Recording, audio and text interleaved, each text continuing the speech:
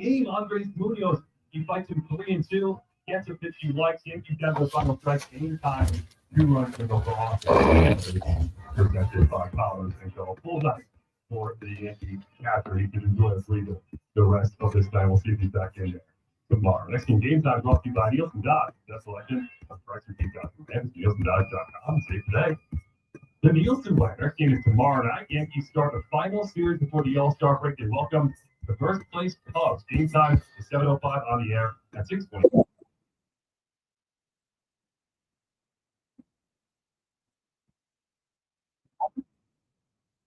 For Dave, appreciate Susan welcoming me to the group tonight. Yankees win it 6-5, the final score. And what a resilient comeback for quite a while. Yankees force break early week, second half of the homestand coming up tomorrow night. WFAN, go on. This has been the Yankees postgame show, powered by Verizon. For a limited time, get their best price ever. Drop into your local Verizon store today to learn more. Also brought to you by Wendy's, the official hamburger of the New York Yankees. ServPro, cleanup, restoration, construction, like it never even happened. Memorial Sloan Cancer Center. Peerless Boilers. Visit peerlessboilers.com for a dealer near you. London menswear brand Charles Tirrett. They make it easy for men to dress well. Borgata Casino. Borgata Hotel, Casino, and Spa in Atlantic City. The vibes are back. Yankees win. The Yankees win. Stream starting soon. That was fun, right? It's fun to watch the Yankees, 27 outs, never say die, come back from a no-hitter and walk it off. Let's go. Join the chat.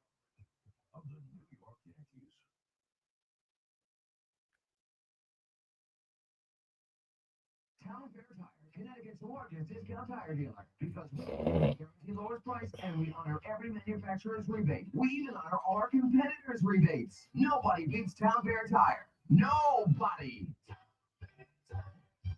This portion of the broadcast is brought to you by ServPro, cleanup, restoration, and construction. Visit servpro.com. The Fun in the Sun event is on at Nielsen Dodge. Get a great deal on a new Jeep, Chrysler, Dodge, or Ram you really want. With 0 down payment available, plus the credit help you need. At Nielsen, fun is in the driver's seat. Shop online at NielsenDodge.com. Make this the summer event. Member Week is here at Lowe's. And don't miss your chance to get up to 40% off hundreds of items, tools, home essentials, and more. Shop our exclusive deals happening in-store and online now through July 18th. Not a rewards member? Join for free today and get ready to save more. Lowe's. You save. Loyalty program subject to terms and conditions. Details at Lowe's.com. Subject to change. Life insurance. Why are you putting it off? Can't afford it? Too much hassle? Think you don't need it? There's lots of excuses for putting off life insurance. But if you weren't there, who would pay the mortgage? With Ethos, you can be covered in 10 minutes and boom, family protected. Ethos, fast and easy online term life insurance. Up to $2 million in coverage with no medical exam. Some policies as low as $1 a day. Answer a few health questions and get your free quote at ethos.com/radio. That's ethos.com/radio. Some things can steal your sunshine. I just got my hair done. Sorry, the pool is broken. Anyone see my flip-flops? Anyone? But COVID-19 can steal a lot more. I'm just a COVID test. Prescription medications for COVID exist. If you test positive this summer, ask your doctor if they're right for you. Visit Pfizerforall.com/COVID-19 to learn more. Sponsored by Pfizer. This is really to say without the most notable accents. The key is working. The Redtail, without its expansive 12.3-inch panoramic display, or the Kia Telluride, without its 3 rows of spacious seating. The 2025 Kia SUV. All right, yo. Check the mics in here. Dunkin' is serving up the ultimate $5 meal. Get 1 premium hot or iced coffee and 82 delicious worth of wrap sandwiches for just $5. Whether you're fueling up for a big day or keeping it casual, this deal has you covered. A smooth, bold Dunkin' coffee paired with 2 warm, tasty wake-up wraps? Now that's what we call a big deal. Exclusive. Food beverages. Modifications may be an additional charge. Participation may vary. Limited time offer. Combined with offers. Exclusion and terms apply. FanDuel, because nothing that summer like the excitement to the game while your friends are getting sunburned at the beach. Summer sports are calling your name. Baseball under the stadium lights, golf on pristine green fairways, soccer matches with world-class goals, and all the action-packed moments in between. You're going to spend all day following your favorite sports on your phone anyway, so you may as well make it more thrilling with FanDuel. Open the app today and see the daily promotions. If you're new, well, new customers can bet just $5 and get $150 back in bonus bets if your first bet wins. Open the FanDuel app today or visit FanDuel.com/BT to get started. We love the app around here. Safe and secure, and when you win, get paid right away. FanDuel, official partner of WFAN. 21 plus and physically present in New York. First online revenue wage only. $5 first deposit required. Bonus issued is valid for a bonus bet that expires 7 days after receipt. Restrictions apply. See terms at sportsbook.fanduel.com. And for help with the gambling problem, call 877-8-HOPE-NY or text HOPE-NY. Salicott here, and wow, are we thrilled with the incredible job CertaPro painters did on our house. So clean, so efficient, they actually listened to us. They answered all of our questions and made incredible suggestions. House looks better than it ever has, and we can't wait to show it off to all our friends this summer. Just wow. Even my wife, who's impossible to please, she loves it. If you need some exterior painting done for your home or business, call CertaPro Painters at 1-800-GO-CERTA. That's Certa with a C, or go to CertaPro.com. Now at Verizon, lock in our low price. Plus free roaming included in Puerto Rico. Discover the best mofongo. Host that perfect sunset on La Isla and save big with Verizon while you do it. Switch and get 4 lines for just $30 per line. See? Just $30 per month with unlimited welcome with autopay plus taxes and fees. Plus calls, texts, and data in Puerto Rico included. So you can use your phone sin problema. Stop in your nearest Verizon store today. For unlimited welcome and time congestion, unlimited 5G and 4G LTE may be temporarily slower than other traffic. Domestic data roaming at 2G speeds. This is the story of the one. Me too. As a lineman, he does whatever it takes to keep the power on in his community. And he wants a partner like Grainger who does the same. Grainger offers the professional-grade products he needs, from voltage detectors to harnesses to hard hats, plus fast, dependable delivery, so he can rise to every challenge. Call 1-800-GRAINGER, click Grainger.com, or just stop by. Grainger, for the ones who get it done. Why I go to the doctor? My heart would race just taking my son to practice. It didn't feel right. So I got checked out. Turns out I have atrial fibrillation, which increases the risk of stroke about 5 times. Symptoms like irregular heartbeat, heart racing, chest pain, shortness of breath, fatigue, or lightheadedness can come and go. But if it's AFib, the risk of stroke remains. If you have symptoms, contact a doctor. I'm so glad I did. Visit NoTimeToWait.com. Sponsored by Bristol Myers Squibb and Pfizer. Tune in to the BT and Sal Show weekdays from 10 to 2 on the Fan, presented by your Tri-State Cadillac. All right, 2 minutes. Cadillac is the official luxury vehicle of the New York Mets. Let me tap in with the chat before we get going here. As I say every single time, appreciate all y'all in here, man. Assuming most of y'all are Yankee fans and watch that game tonight, that's where we're going to start.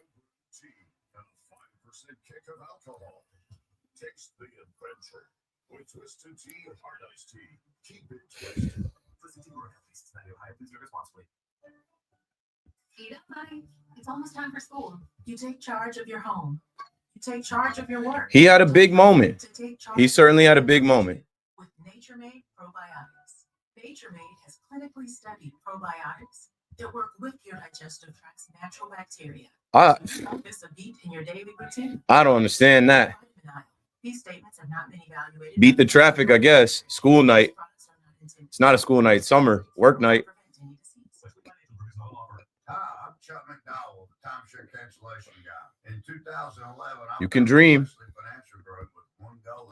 We're streaking now. I run Wesley with my 2 sons, a real family business. I honestly thought about DJ watching Judge get the water dumped on him. You've seen that happen to DJ before, and I kind of felt some type of way about it. I'm like, damn, like DJ's got to be watching the game. Maybe he's not. or wherever he is, he's got to be watching the game thinking like, this sucks. In fact, some of our former clients were so moved by the experience working with us, they joined our team so they can help others to timeshare freedom. If you're stuck in a timeshare, give us a call. Let our family help your family. Call Wesley now for your free timeshare exit kit. 800-949-1441. That's 800-949-1441. 800-949-1441. It's summer's biggest party, highlighted by Monmouth Park's biggest race. Dressed to impress for an We're going to leave it alone. We're going to leave that alone for a minute. To the Jersey Shore's biggest event is just $15. Arrive early to receive your free Haskell hat. And any plans to come back? It's Summer League. I had it on for a couple minutes, and it took them forever to break double digits, and I stopped watching. I was watching the Mets instead. Anyone can struggle with addiction. And when you struggle, there's no shame. Come on down. Call 844-REACH-NJ. Talk to a counselor for confidential addiction help and see if you're eligible for no-cost treatment. I knew they were there. REACH-NJ from New Jersey Human Services. Total Orthopedics sees Long Island 5 for 48 with no home runs. Whether it's a sports-related injury or something far more complex, Total Ortho Mets fans for Keithy. with diagnostic equipment on site. Now, Total Ortho Express offers 4 convenient walk-in service with Another Met fan. from the field or sports court straight to a top-rated walk-in orthopedic doctor. All day and tomorrow. Stadium going to be jumping tomorrow. Can't wait. Because time doesn't heal wounds. Sure. You hope that breaks him out of it. Confidence with the Jeep brand's newest MVP, the all-electric Jeep Wagoneer S. Year after year, the Jeep brand is We're great, man. Thank you. Let's rock the show tonight. And on your next adventure, by blending thoughtful luxury capability and advanced technology, the Jeep Wagoneer S is one key player that doesn't disappoint.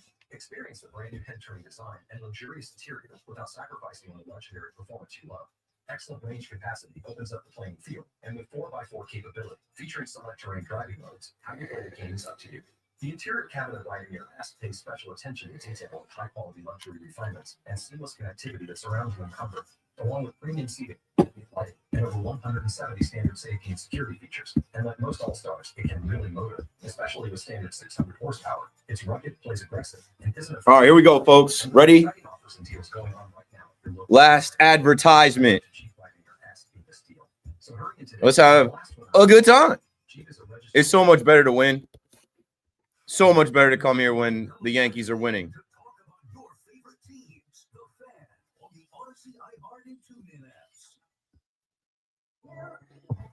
It's KM to AM.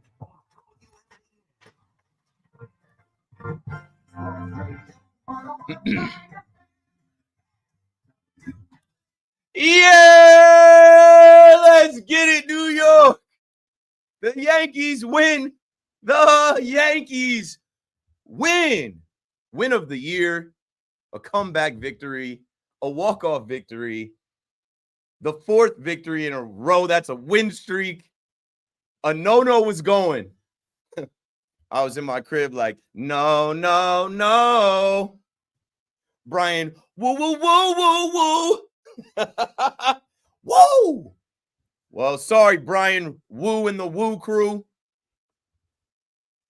Had to do it to him, man. They're saying the Yankees are back. I needed that. You needed that. We needed that. Let's live in it. Let's talk about it. I mean, that was a Yankee classic. Shout out to Aaron Boone. I know we're not allowed to say that because half of y'all want to fire Aaron Boone, but I got to give credit off the rip to Aaron Boone. When the lineup came out, we were going off the last 2 nights with the same lineup where people immediately were doing what they – I was in a Yankees Twitter community weeks ago where someone said, hey, I'm new to the community. Do you guys criticize the lineup when it comes out every day? Yes. Yes. Yes, that's what they do here. That's what they do here. Oh, it's Stroman versus Brian Woo. It's a punt lineup. They're punting the game. They already took the series. No. Last night I said, sweep them so I know it's real. Sweep them so I know it's real. Sweep a good team with some all-stars in your building and restore the feeling.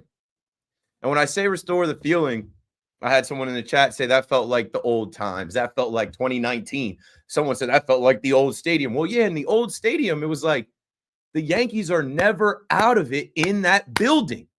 And even in this new stadium. In our building, we should never be out of it. 27 outs, never say die. Like you got to beat us down to our very last strike. And they did it tonight, man. And there's just so many little things in this game. I tip my cap to the M's. They thought they had it. They thought they had it. And they showed up. You know, they hit home runs. And Brian Wu, let's talk about Brian Wu for a second. When we talk about the lineup, you know, my first reaction to the lineup was like, whatever, you know, you're giving Judge a half day, whatever, you know, you're getting some other guys in there. But most people were saying, okay, when you look at this lineup, they are stacking lefties in the middle of the order against Brian Wu. So I guess you can also tip your cap to the scouting department, the folks upstairs, and Aaron Boone, who writes out the lineup and also made some great decisions in the game. Dominguez, he's your leadoff hitter. Embrace the Martian. He's there. That's his spot. Trent Grisham comes back into the lineup, and we'll talk about Grish tonight. I know I've been on the trade him train, but I mean, when you see a team like this tonight where you have guys that can pinch hit off the bench, like, I don't know, it makes you start thinking like, hey, we need bodies. We need all of these guys to compete. But anyway, you know, Judgy batting third. I know a lot of you want to see him batting second or whatever. Bellinger, Jazz. Shout out to Jazz breaking up the no-no. And Jazz is going to be in the home run derby, 888-808-1019. I know somebody's going to call and say, hey, Keith, I don't know about this. Isn't his shoulder hurt? What about his oblique? I don't want this guy to go to the derby and ruin his swing. He'll be fine. Fingers crossed for that. And it gives us somebody to root for. It's not like every year there's someone in there. It's really not, really. Hasn't been since Judge. Anyway, Rice in there, getting some work back at first base. Austin Wells, I can't say enough about Austin Wells, how impressed with Austin Wells I've been. This guy had the issue with the, you know, fingers, the circulatory issue with his fingers and not being in the lineup a little bit last week. And if you watch the game, this guy gets beat up behind the plate every day. He's tough as nails. You got to damn near be a football player to be a catcher. And the at-bat that he had at the end of the game, that take that he had on the changeup, low in the zone, like yo, I don't know what happened. Actually, I do know what happened. They lost a bunch of games. We all freaked out. Like I said, most of you wanted to fire Aaron Boone. You guys were picking out different whipping boys. And the Yankees decided Sunday, okay, we got that win. Enough is enough this week. DJ, I'm sorry. I actually thought about DJ tonight when I was watching Judge get the, you know, Gatorade or the water thrown on him. I'm like, you know, I've seen DJ in that position. And I did think about DJ. Shout out to DJ LeMahieu, man. I'm sure he was somewhere watching, and I hope that he's got a feeling of like, let's go Yanks. Go team, go. Because that was the catalyst this week. You send him packing, and it's not something anyone should be celebrating. We're not celebrating the end of his Yankee time and career, but it changed things. Shake the room, right? Somebody just got sent away. Brian Cashman popped out to speak to the media. That changes the tenor in the clubhouse. It heightens everyone's senses. It's a reset button. Hello, wake up. This is a homestand before the All-Star break. Do not limp into the All-Star break. Do not be 1 foot into the All-Star break. These fans are showing up to the ballpark to see you win.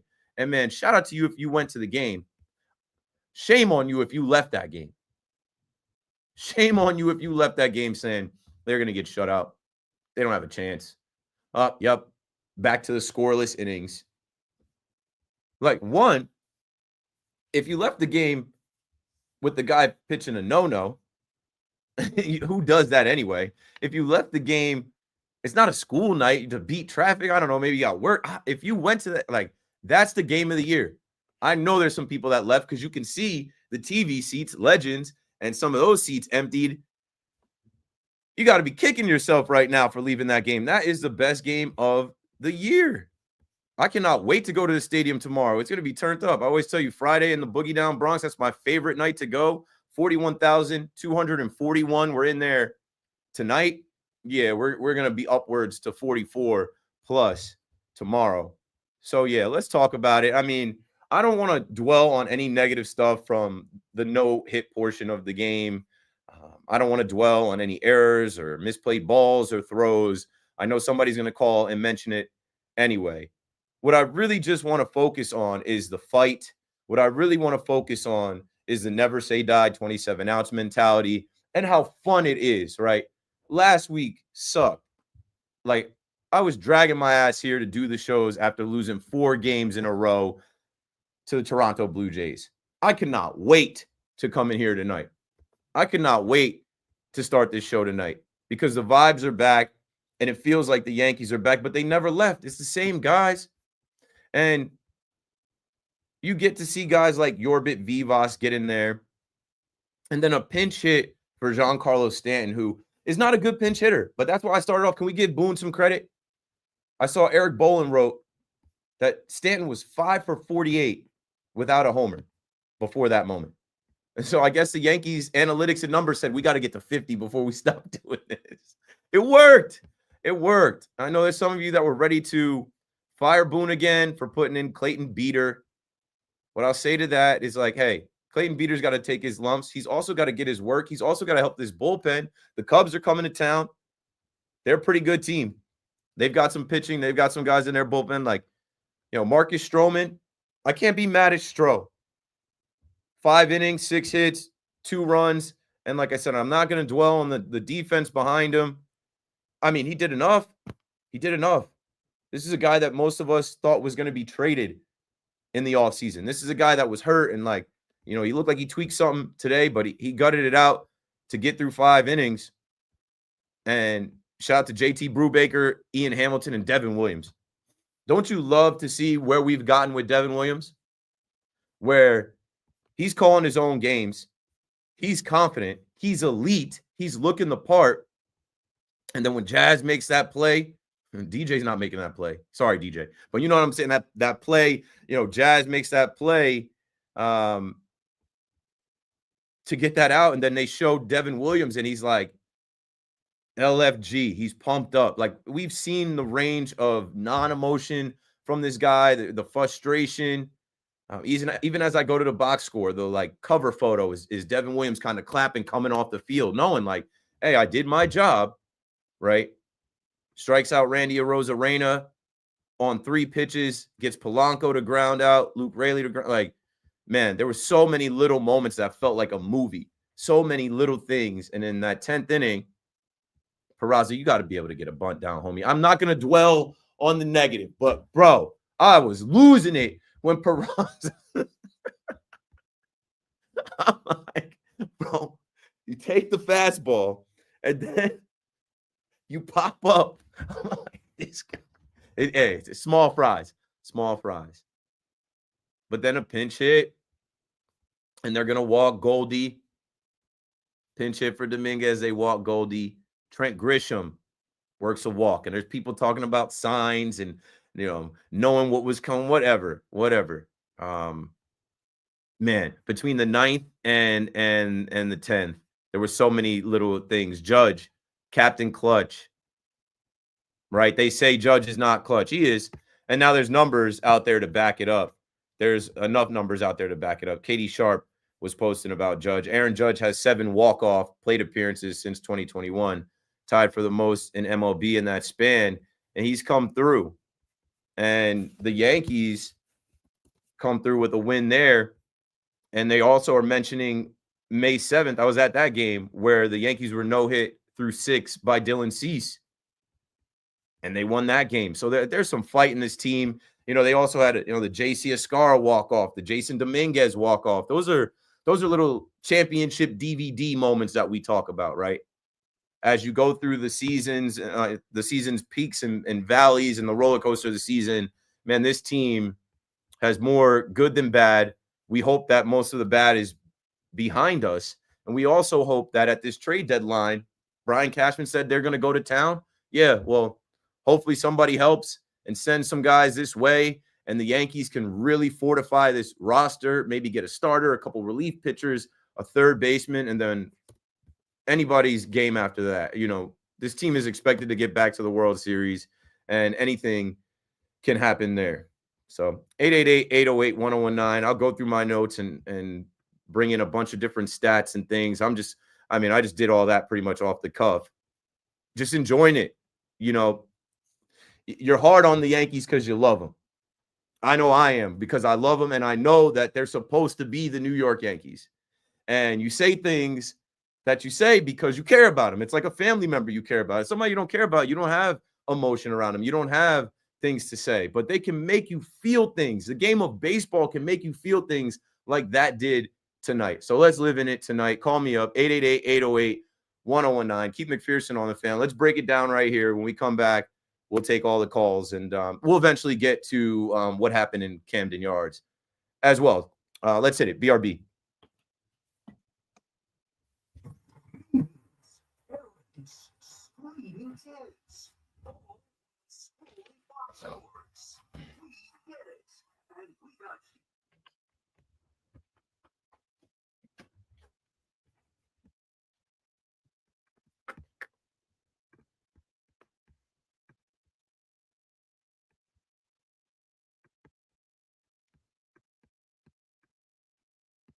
Okay. Just trying to stack some things in my notes.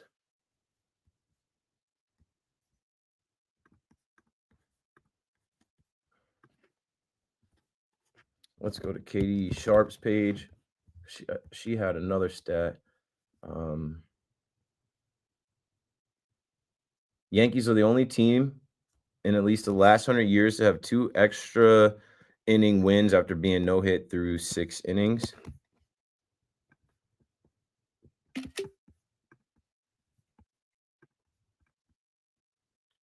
I'm trying to find the Judge stat.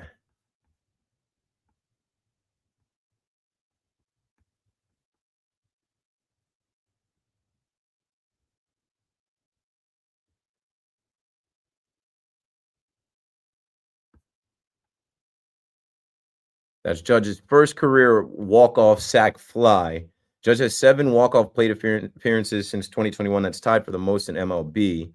I'm trying to see how many has he cashed in. Damn. After his latest out, Volpe is now tied for the second worst weighted runs created plus among all qualified shortstops. Yeah, I'll probably leave that one off air. But yeah, let's hit the chat while we were in the break. Appreciate y'all rocking with me, man. It's one of them nights, man. It's one of them nights. Let's see. It's hot here.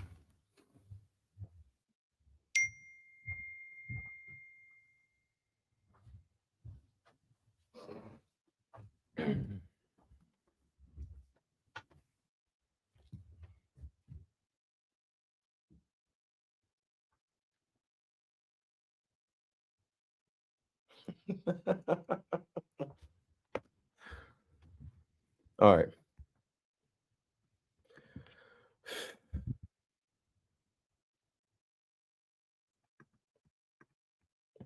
Yeah, Volpe with that. Yeah.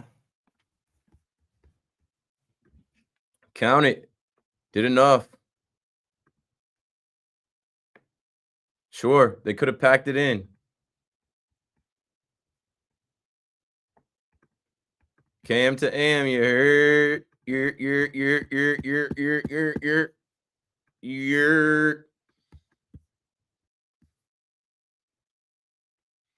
Let's see. You already know. Out here with it. Big sweep.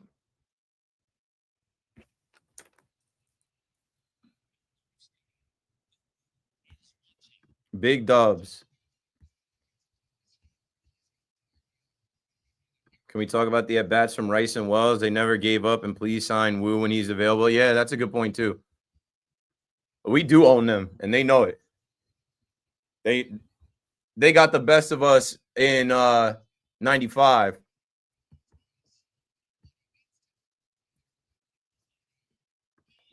I like it. You give them a different look. You put a pro in the game, and look what happened. They intentionally walked him.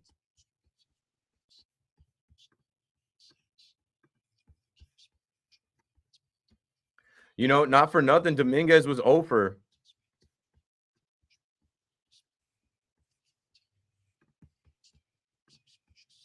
He was due. He was due. He can't run right now. He can't run right now. I mean, that ball over his head, I think they said it was like 50-50. I think maybe Gary Phillips might have said it was a 60% catch probability. So, like, can't be that mad at him.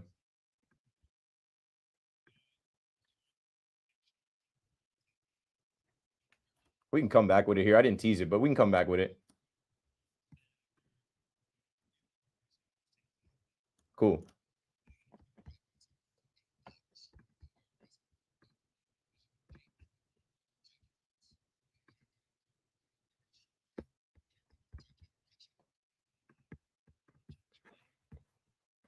Like, who should I give big shot of the night to? I think Stanton again. I think it's Stanton again, bro. Oh, no, it's Wells. No, it's Wells. Wells ended up having 3 ribbies.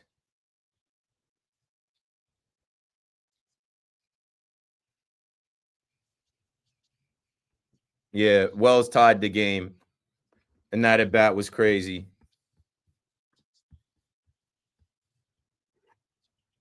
Yeah, we're going to go with Wellsy.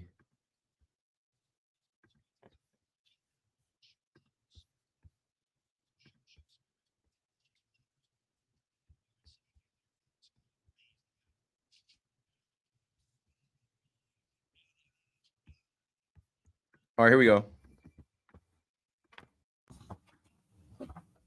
Yes, live on Paramount Plus.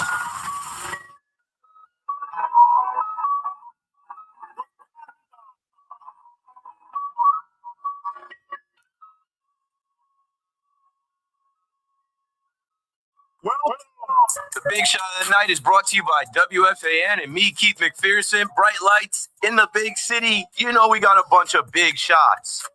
I got to give the big shot of the night to Stone Cold Steve Austin Wells, Burrito Boy.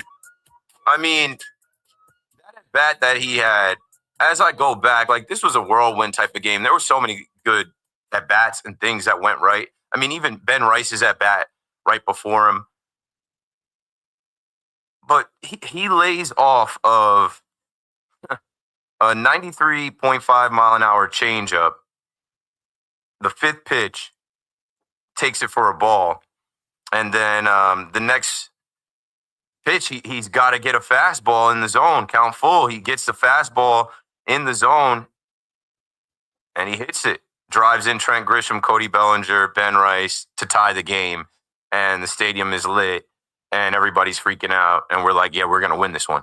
We came all the way back from being no hit. We came all the way back from being down 5-0. Like, here it is. Honorable mention to Giancarlo Stanton coming in to pinch it in a spot where he had struggled and has not homered.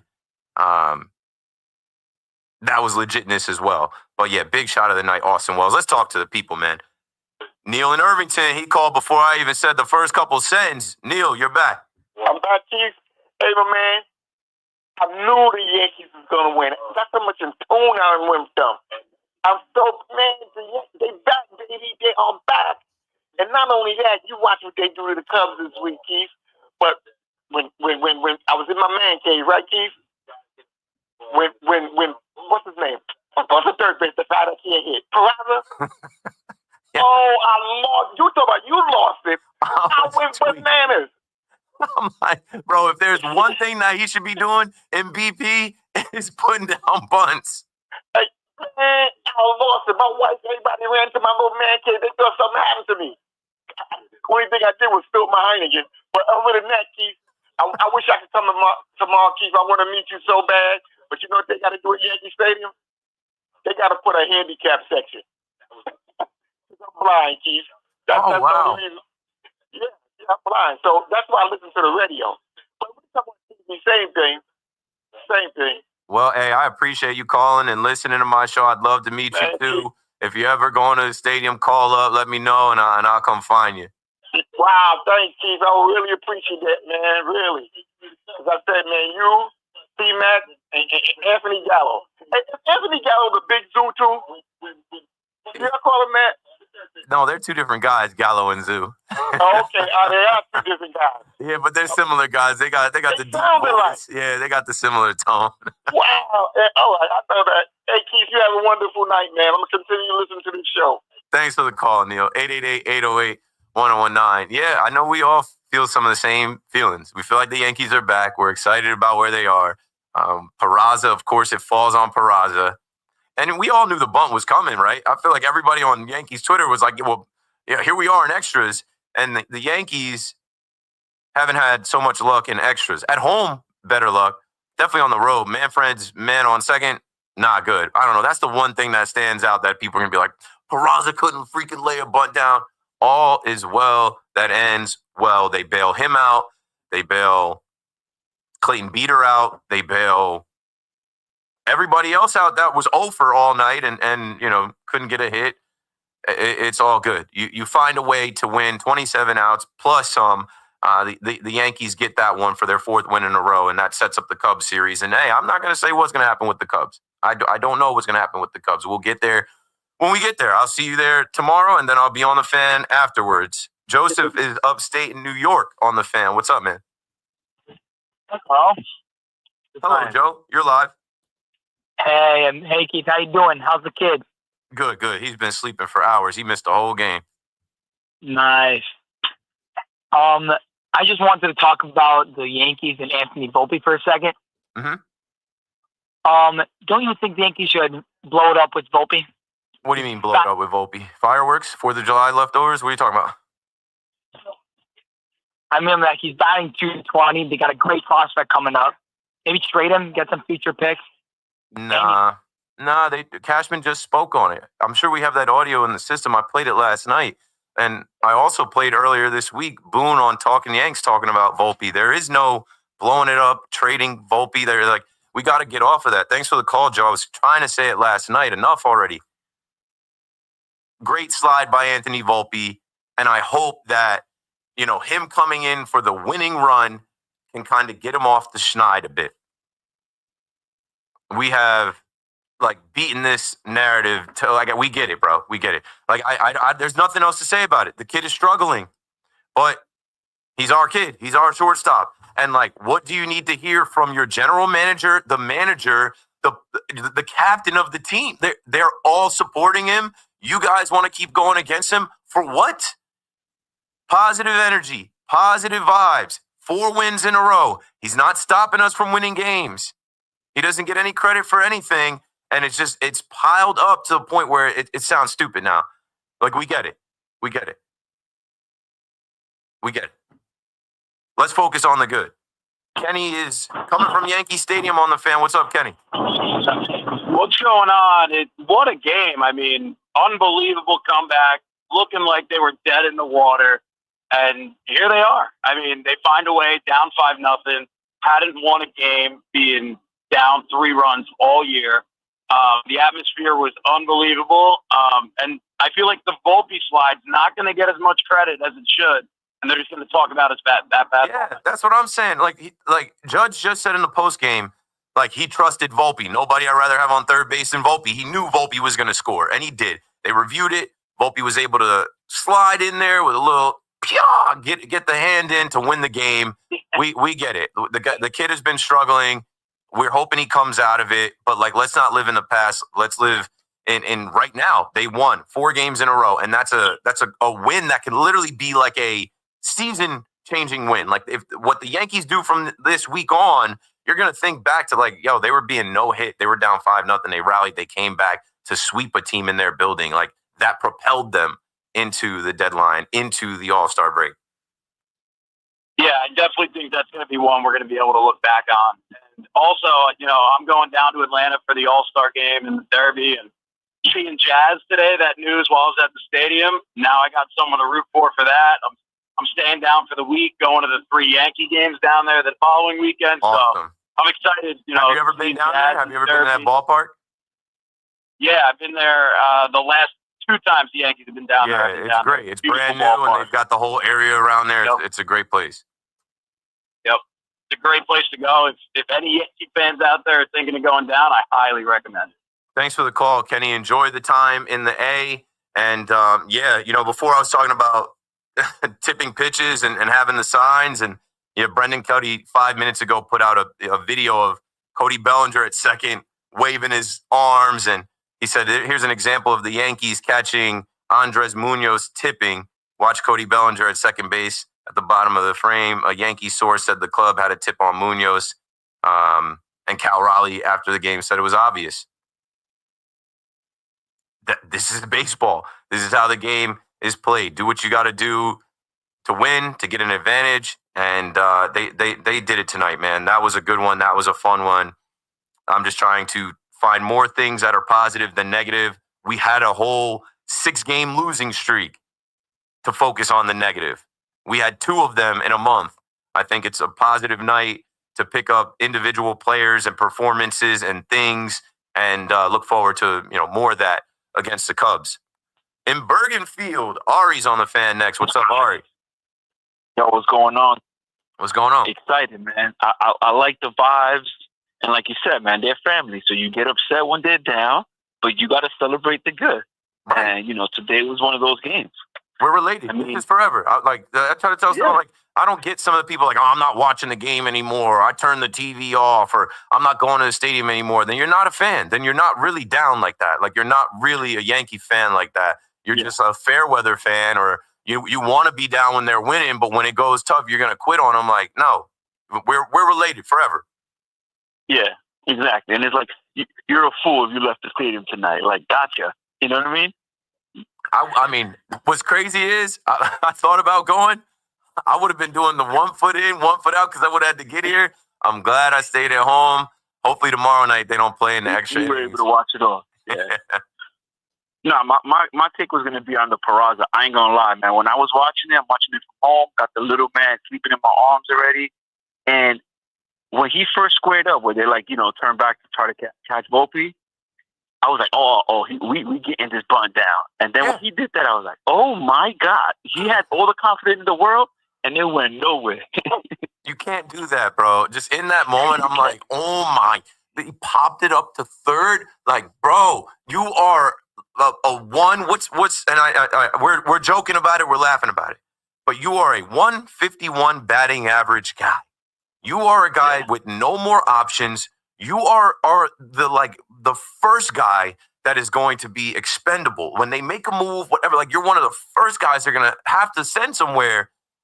Do your part. You got to be able to, this is Major League Baseball, bro. You got to be able to lay that bunt down and successfully move the runner over. You can't just be an automatic out. That's when people say Peraza is an automatic out. That was an automatic out in a ridiculous way.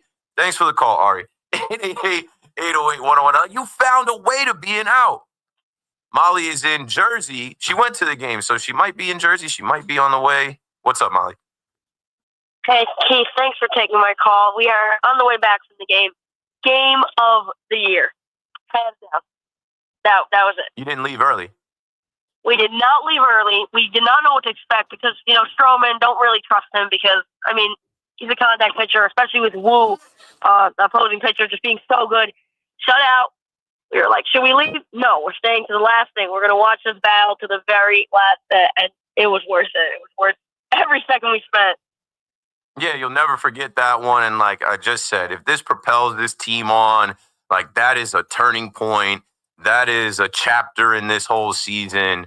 It's the win of the year. I wish I went. Actually, I'm glad I didn't go because, like I said, I would have had to. I would have had to march down here for the show, and I would. You can't leave in that situation. I don't understand. People tell me, people left. I'm like, I know. I saw some of those Legend seats empty, but I know some of those people in Legends are, they got their shrimp, they got their sushi, they're hitting the highway. Very hot. Yeah. Thanks for the call, Molly. Get home safe. 888-808-1019. 2 hours to go.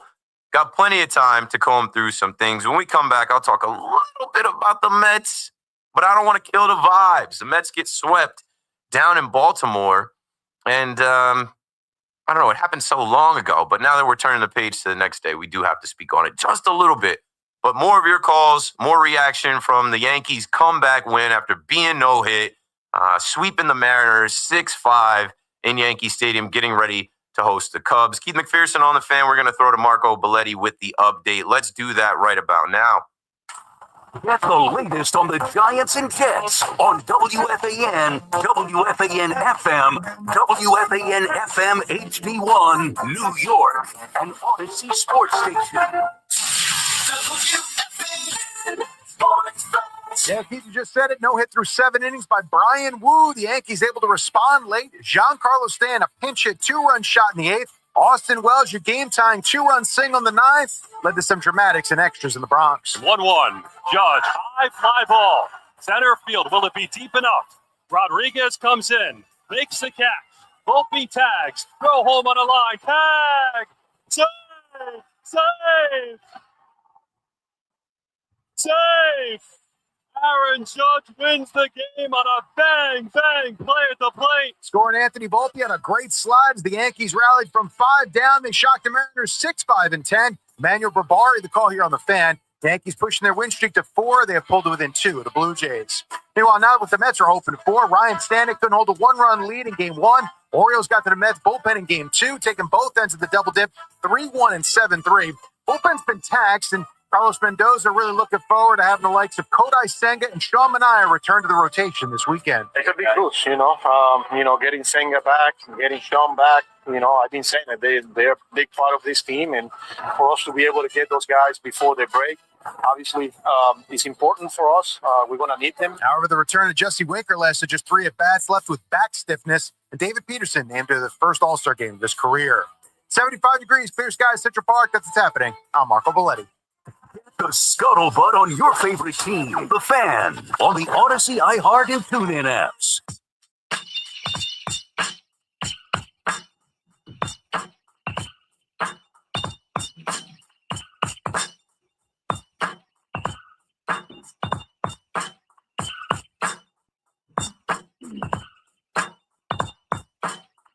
Good morning, good morning.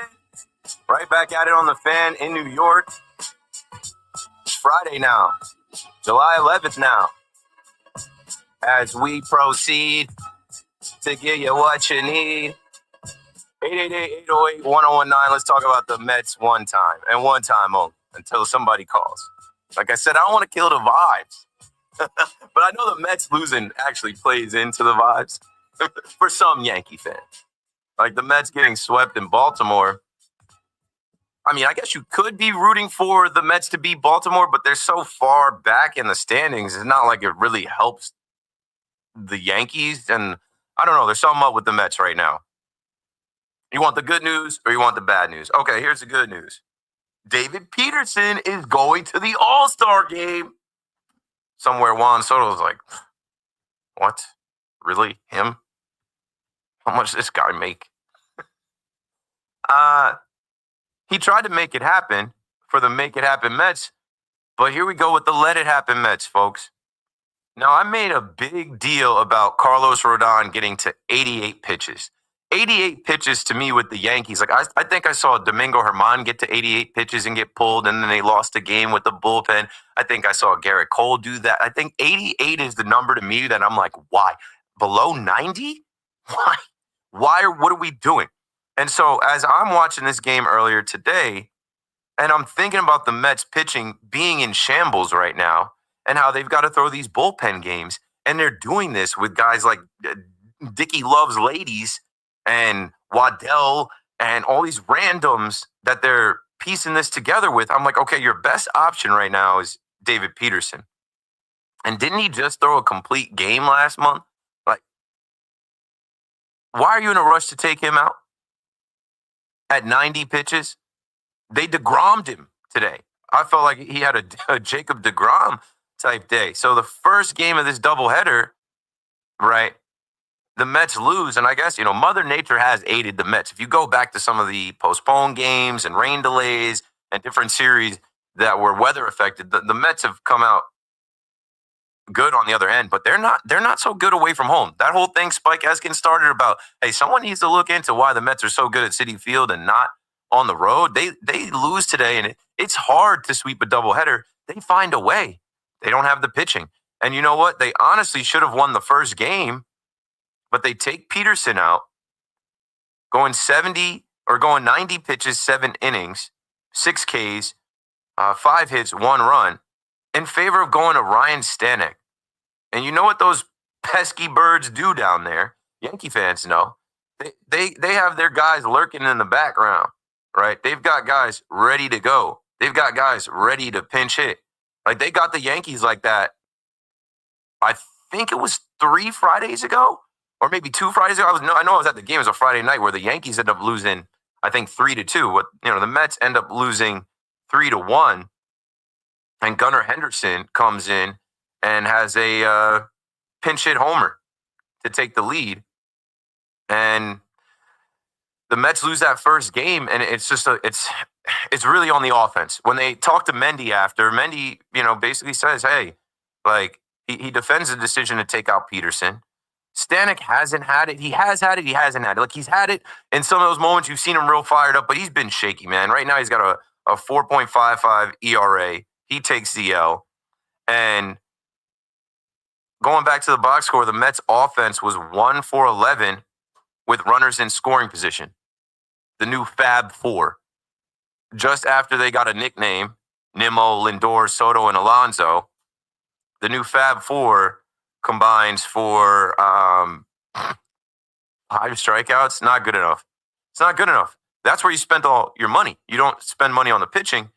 You got to hit. 1 run is not good enough against Charlie Morton, who Charlie Morton is older than DJ LeMahieu by like 5 years. Charlie Morton is 41. I don't know what to tell y'all, man. The second game, you go up against Shugano, who was on the mound against the Yankees that Friday night when the Orioles came here, and that was the only game they took of the series. But you had him early, right? The generational Juan Soto drives in a run. The Mets are up 2-0, but then they don't really do anything else. The offense was pitiful today.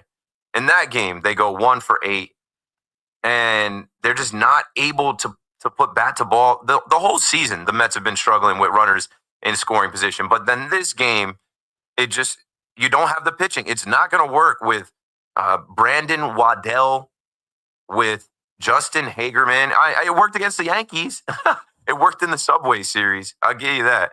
Dickie loves ladies and Rico Garcia. You did get a new Rico Bronya, though. Mets fans, go check out that new Rico Bronya. Shout out to Evan and his commitment to the pod and the Mets fans. He's overseas. He's still doing those podcasts. 888-808-1019. So the Mets lose 2 games in 1 day against the Baltimore Orioles, who fired their manager this year, who are a 5th place team, who they actually scooped Alex Jackson. Yankees legend Alex Jackson that never actually became. Alex Jackson came to the Yankees in the Fernando Cruz trade, where the Yankees sent Jose Trevino to the Reds, right? The catcher. This guy comes through. He hasn't even played that many games in Major League Baseball. I'm listening to the second game. And I'm like, Alex Jackson? They're letting Alex Jackson, the 9-hitter, get 2 hits, drive in a run. There was also a point in the game, too, that was interesting where, Jackson Holiday got up. He was 0 for 5, but that kid is good. He was able to move the runner. They just small balled him. It was like he took a minute to come out of the dugout. It was like their manager was telling him, hey, whatever you do, just move the runner over. But in that second game, it was Jordan Westberg. Jordan Westberg had 3 ribbies, and then Ramon Laureano and Colton Cowser. And just ultimately, the Met fan has to be upset, has to be disappointed going down to Baltimore with how you won that first game in extras, coming back to win that one. Like, that was so satisfying to get swept in a doubleheader today where your high-powered offense with 2 guys going to the All-Star game and a player that just talked about not making $100,000 because he's missing the All-Star game. Like, those guys don't do nada. They get struck out. They leave runners on. They can't come through. You score a combined 4 runs in the day, and it's not enough to beat the Baltimore Orioles, who they're nothing this year. So there's my spiel on the Let It Happen Mets. I'm not even trolling y'all. It just is what it is. You know it. And I don't expect you to call me and talk about it hours later, literally the next day. But I mean, I do have to speak on how your pitching is in shambles. You had the game with David Peterson. Maybe your manager is over managing in year 2 right there. I'm starting to feel a little bit about like Steady Mendy, who I said should have been manager of the year last year. People are questioning some of his decision making. And we'll see what happens in Kansas City. 888-808-1019. Back to the happy talk. The New York Yankees. Bah, bah, bah, bah, bah. Hey, Yankee fans, come out to Yankee Stadium for Billy Joel bobblehead night. I'll see you there. David is down in Virginia on the Fan in New York. What's up, David? Hey, Keith, great Paul Alden right there. Oh, yeah, and shout out to Paul. Paul, I did see an alert, will not be at Yankee Stadium this weekend. I know Dave Sims is also off. He's going to be down in Atlanta calling the HBCU All-Star game. And there's a little bit of like an All-Star break change coming. I think I heard Susan's not going to be on either. Maybe she's going to be on, or is it Ricky Ricardo? Ricky Ricardo is going to be stepping in, and then you heard Emmanuel tonight. But yes, thank you for bringing that to my attention. Game tonight on the radio, yes, right? Yes. Couple things on tonight. I think the big winners really were Devin Williams and Ian Hamilton, and especially Devin Williams. Let him bank this night tonight. Let Yankee fans bank this night for Devin Williams tonight. And if he has a hiccup along the way, so what? He's going to have hiccups along the way. But let's remember, this guy's an all-star. Yeah. The other comment for Devin Williams, his demeanor, we've seen him look like not confident. We've seen him look shaken. We've seen him be frustrated. We've seen him just look out of it. To see him fired up like that and be dominant tonight, like everything is going in the right direction. Go on. Yep. And I love the fact strikeout and 2 ground balls, right? He didn't luck into any outs tonight. This was great pitching on his part. I know you don't love Trent Grisham, but I feel like his short swing is going to play against good pitching and is going to play in the postseason. And then I just wanted to ask you, were you okay with Booney pinch hitting for Jason Dominguez? I know you're a huge Dominguez guy, putting Goldie up for him when Dominguez was going to face the lefty. Were you okay with Booney looking to win the game tonight rather than making sure that Dominguez is getting his at-bats in? Yeah, I was fine with it. Goldie is a pros pro, former MVP, waiting, and they ended up intentionally walking him. So like it worked out. I guess if it didn't work out, I would have been. But also like Dominguez not knocking him, he was 0 for on the night. They all were 0 for. It was a no going. So I didn't have any problems with that at the time. I was riveted. I was like, let's see what happens, and they elected to walk him. So yeah, Devin Williams to Ian Hamilton. It's good to see Ian Hamilton getting it done, striking out people. His Slambio or his pitches that he throws, hitting, because like he didn't look confident for a while. There was a point in time where I was like, this guy doesn't even want to be on camera. He won't even look up. His hat is over his face. He doesn't look confident, and we need him. We need all these guys right now. Even JT Brubaker. We need all these guys right now to come through until reinforcements are here through the trade deadline. Great stuff. Thank you so much for taking my call, Keith. Thanks for the call, David. 888-808-1019. Yeah, somebody in my chat had said that, and I was like, I don't know. Like, I'm not mad. Like, positive energy. Give Boone some credit. He pushed the right buttons, and they worked. He pushed the right buttons, and they worked tonight. No harm, no foul type of thing. I'm happy with how it worked out. Like, in a game like that, you got to be careful with what buttons you're pushing as you're trying to come back from being no hit, being down 5 runs. Like, you almost got to be perfect. You need everything to work out in your favor. And for the most part, it did. For the most part, it did. Phil is in Manhattan on the Fan. What's up, Phil? Talk to us. I was at Yankee Stadium tonight to watch the game. There were so many things that I could talk about in terms of what I personally observed and heard. But let me just focus on 2 things, okay? First, the crowd reaction to Giancarlo Stanton's home run. Actually, my own reaction, which was I really can't put it into words, but the reaction was something that you had to be there to appreciate its intensity. Yeah. Okay. It worked. And pinch hit. It worked.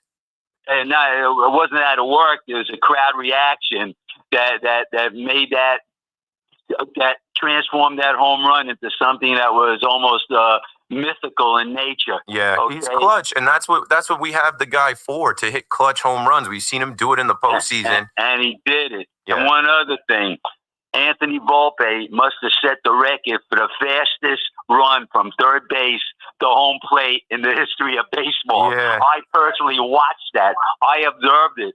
That throw was on the money. Julio Rodriguez, that throw was there. Yes, and Volpe was there too, and I still can't believe how fast Anthony Volpe ran. He did the job, but of course the whole team did the job. So that was one of the greatest wins, maybe in the history of the New York Yankee franchise. Thanks for the call, Phil. Maybe not, like I won't go that far. Maybe that you physically saw with your eyes, and I'll give it the win of the year this year. And yeah, I think with all the things that Volpe is going through, I think with Volpe hearing the crowd, which how can you not? You know they can hear you in there. Like he's struggling. He can hear boos. He can hear people heckling him, his own fan base heckling him. It's tough. I know he didn't want to be thrown out at the plate there. Imagine that out is made at the plate there, like he doesn't get there, and then that gives people more of a reason to bag on him. So good on him. Good on him getting there with his speed and the slide to kind of swim around and get that tag in, or avoid the tag and get that hand in, and the Yankees win. And he popped up. He knew it. He knew he got it. And Boone said he knew he got it, and they had to review it. Of course, the game is on the line, but excellent. Like win streak, sweep, never say die. 27 outs, find a way to win. A team win. Everybody doing it. Judge clutch with the sac fly. Judge was over. The at bat before, Judge swinging at the first pitch. I'm like, come on, Judgy. But it is what it is. Pass the baton, next guy come up. It doesn't always have to be Aaron Judge. Work walks, right? This guy's not throwing strikes. If everything's outside, make him throw you a strike. Take your base. And I just hope that this type of stuff, and I know it's going to help, because I know those guys, they party in the clubhouse after. They go through like awards and accolades from the game, and they whoop it up, and that vibe is needed after having losing streaks, after being swept, where you don't shake hands after the game. You don't throw on the music after the game. You just got to go back to the hotel or go home and wear it. So far since they've been home, they haven't lost. Let's carry it into a Friday night in the Bronx where people don't have work the next day, where people are going to be boozing up, where, like I said, they got the Billy Joel bobblehead. There's going to be a ton of people out there. I got people hitting me. Shout out to my boy Dennis. He's like, yo, you have a Ticket Connect? People hit me up for tickets all the time. I'm like, what do you mean a Ticket Connect? For a discount? Someone that can connect you to sell you tickets? You want like a resale code? Are you asking me for tickets? I don't know. He's like, my girl said it's a special night tomorrow. She wants to go now. And I'm like, oh yeah, it's Billy Joel bobblehead night. And if you've seen this bobblehead, it's Billy Joel on the piano. They don't make these very often. It's the first 18,000 guests. So I'm going to guess that there will be 10,000 people outside of Yankee Stadium an hour before those gates open. It's just how it goes. And it's pretty dope. He's got the shades on. He's got the pinstripe jersey on, the Yankee hat. So I just already know what the vibes are going to be like. Hopefully the weather is straight. I think it is. There might be some passing storms, whatever. It does not matter. The sun will come out. Tanaka, I said, when the Yankees win, the rain doesn't even feel like rain.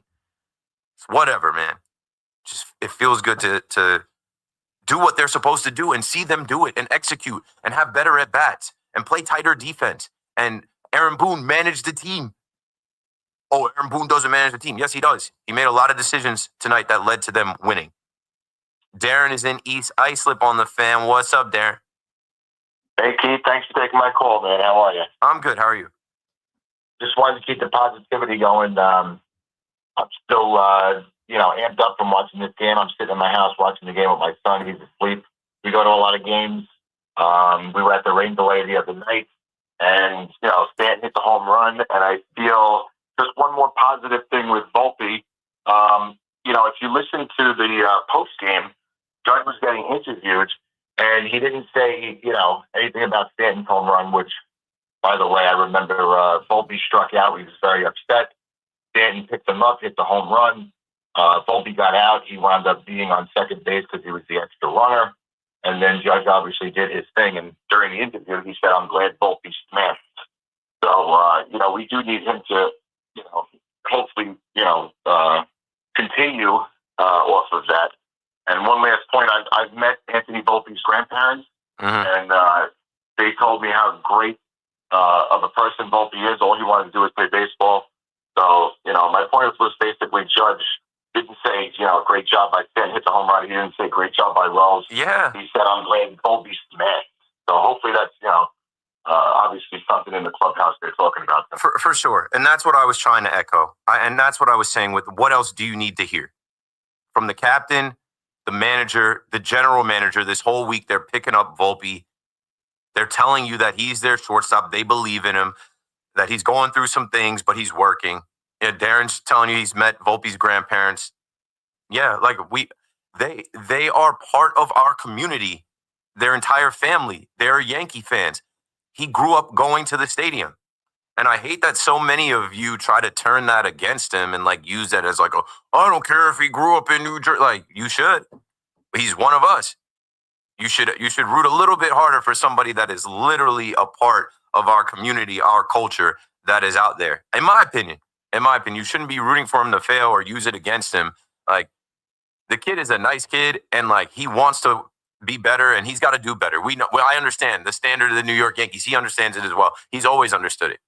And I hope that tonight, just that, scoring the winning run, and then even in the post game, Judge picking him up and Judge saying, nobody I'd rather have on third base than Volpe. I hope that's enough that he comes in and he's able to get some hits out of it. When he got rung up, I could tell he didn't agree with the strike three call, and he is a nice kid, but he kind of said something to the ump. I'm like, it's a lot. I don't think anybody needs this All-Star break more than Anthony Volpe, but we got a whole other series coming up here against the Cubs. Maybe he'll run into some good luck, and winning cures all. And I kind of just invite you all to just get off of it and live in the positivity of a 4-game win streak. The Yankees righting the ship this week. The Yankees saying, all right, enough is enough. Jazz is going back to his right position. Okay, Cashman popping out and talking to the media and letting the world know, yeah, we're open for business. We're going to town. We're looking for a starter. We're looking for relievers. We're looking for an infielder. We expect to compete and win. And then everybody following up, the team responding. They scored 10 runs, 9 runs. They came all the way back. They were getting no hit. They came all the way back to win that game, to sweep. It's what else do you need to see to know that they're back and they're competing and they've righted the ship and that rut is behind them? And here we go. Let's see if they can take a series from the Cubs. Let's see. And I mean, you got Rodon going. You got Fried going. I mean, what a good week. You see Cam Schlittler make his debut. And then I learned a lot today about how Cam Schlittler's dad, used to be a cop, or maybe he still is, in Massachusetts, in the heart of Red Sox country, and how they all grew up Red Sox fans, and he used to be with the Red Sox organization, and how for last night they all were pulling for this kid with the Yankees, and it's a good story. It's good vibes. It's good energy. I feel like the baseball gods and the universe, you guys hear me talk about that stuff all the time. I believe in that. It's all connected. It's all connected. So let's just try to keep it positive. I know we always need a whipping boy. I know we always need somebody to point the finger at and say, this guy sucks. It's him. Can we get rid of him? And I'm telling you, Aaron Boone was on Talking Yanks on Monday or Tuesday, and he almost got offensive. Like he took the offensive. He said he's a really good player, and everybody goes through things. He's defending his player. And then Cashman echoed it. Cashman even went back and referenced him and Joel Sherman going back and forth at the GM meetings in Arizona 2 years ago. But he's our shortstop. And then your captain. I don't know what else you need to hear. Does everybody on the New York Yankees have to give their stamp of approval to Anthony Volpe? He's the shortstop. They're not gonna bench him. He's gonna play every single day. They believe in him, and we got to believe in him. And hopefully, some positive energy can help turn it around. Stop going to the stadium to boo the guy.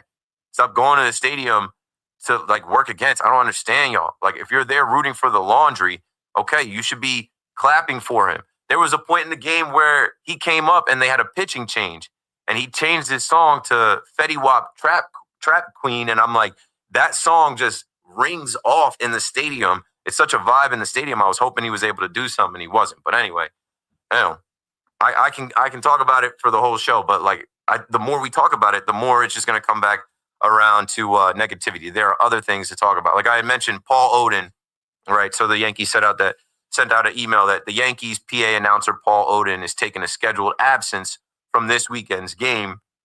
And I also mentioned that Dave Sims is going to be down in Atlanta. So a little bit of a shuffle here.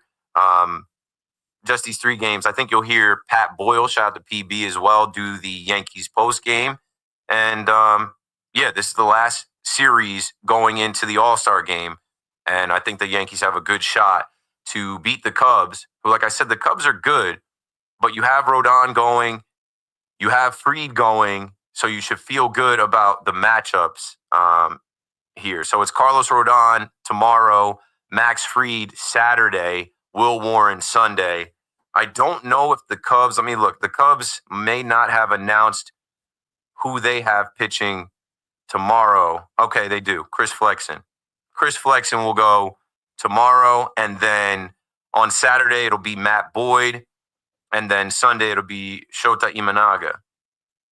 I think the Yankees can take this series, and we're gonna see Seiya Suzuki and Kyle Tucker, who everybody wants to be a Yankee, and Pete Crow Armstrong. Pete Crow Armstrong. The Mets fans know Pete Crow Armstrong. PCA. Didn't he have some homers yesterday? Mitchell is in Queens on the fan. What's up, Mitch? What's doing, Keith? Love the listen in the car now. You're talking about the Mets before, and I figured let me chime in, and I think it's something baseball wide.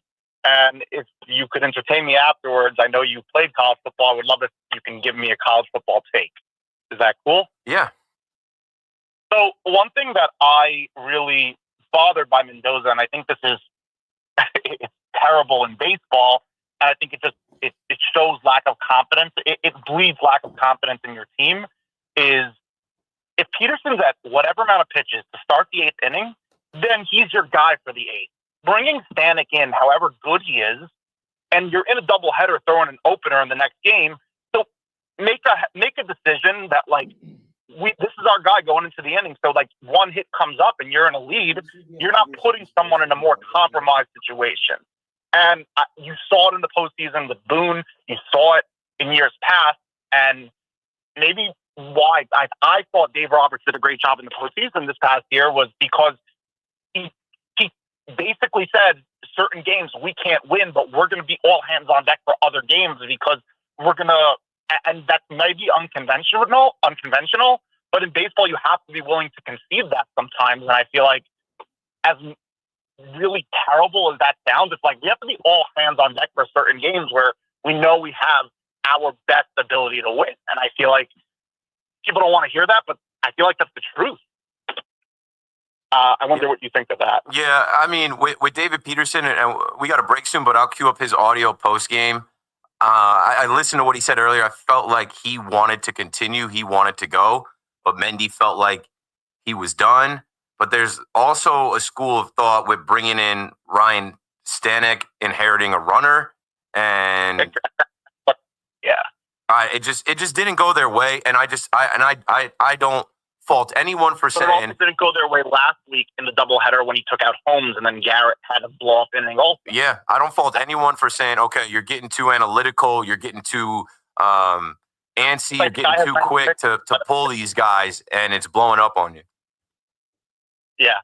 A college football point, one of the things I say is that the fact that they haven't expanded, I love college basketball, grew up a St. John's fan, so between when I was in 2012 and the last time they were in the tournament and this year, great for the city. And when the college football playoff expanded, so it wasn't just one, it's one or two, it makes the sport a lot more attractive. And if we could have a team in the New York metro area, I'm not a New Jersey person, but if Rutgers was a real contending team with the landscape of the sport now that it makes it, it's like, oh, you're not one and done with one game, that it would bring so much to the sport. And I just wonder, like, your input on that of just, there's obviously a lot of stuff going on with realignment and issues with NIL, but I think St. John's showed what college basketball did for the New York area.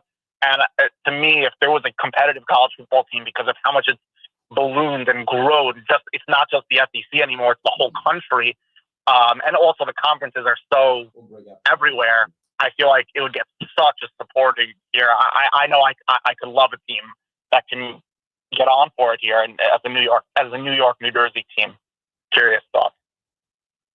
Yeah, I hear you, Mitchell. Thanks for the call. St. John's is a complete different thing because they play in Madison Square Garden. They play in Queens. They play in New York. When you talk about a team like Rutgers, they play in Piscataway, New Jersey. How many New Yorkers are actually taking the trip out to Piscataway to see Rutgers play?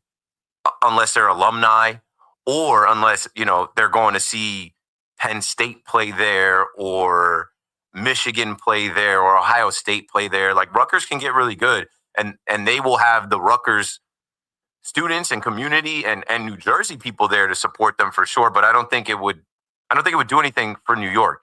Honestly, I think Syracuse football might do a little bit more for New York City. But then other than that, like, there's no other big D1 school. It's more like FCS. I'm trying to think, I think Columbia or Fordham or what other, I don't even know what other schools there are in the city that play. Like, it's just a different dynamic. There is no St. John's equivalent in football in this area that could get good enough to make people kind of rally. Like, it'll never happen on this station.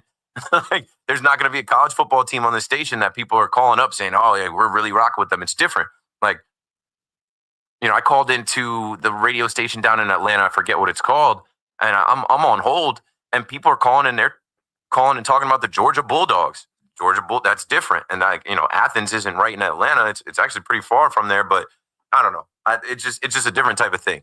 St. John's also being not good for so long and then coming up the way they did, also having Rick Pitino, also having NIL. Like, it's a different type of thing. I'll try and think more on it, but I don't think there is one college football team in the tri-state area that could actually, even if they were number one ranked and had the best recruits or whatever, I don't think it could captivate the city. And we have enough professional sports teams, but a good thought. When we come back, we'll play David Peterson's response after the game that kind of told me, like, he's not trying to show up as manager. It was the manager's decision, but I think if he was allowed to keep going, he would have wanted to compete and in a doubleheader.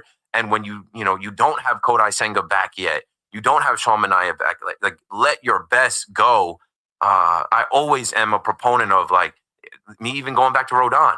Like, I'd rather see Rodon give it up than you go to Jonathan Loizaga to give it up. Like, I'm sure the Met fan rather see David Peterson give it up at the end of his day than to see Ryan Stanek come in and immediately blow the game. So we'll talk about that, but I got plenty of Yankees calls. People want to talk about Munoz tipping his pitches, Volpe, and of course some trade deadline stuff. Keith McPherson on the Fan. I've got about 90 minutes left. Don't go anywhere. We're coming right back. Trying to tell up the runner, first throw back. He got him. The Yankees and Cubs meet up in the Bronx.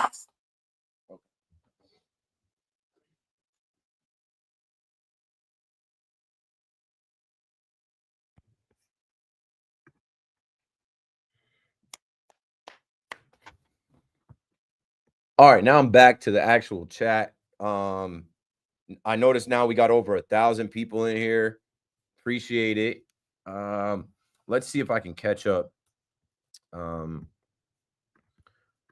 Let's see if I can catch up during this break.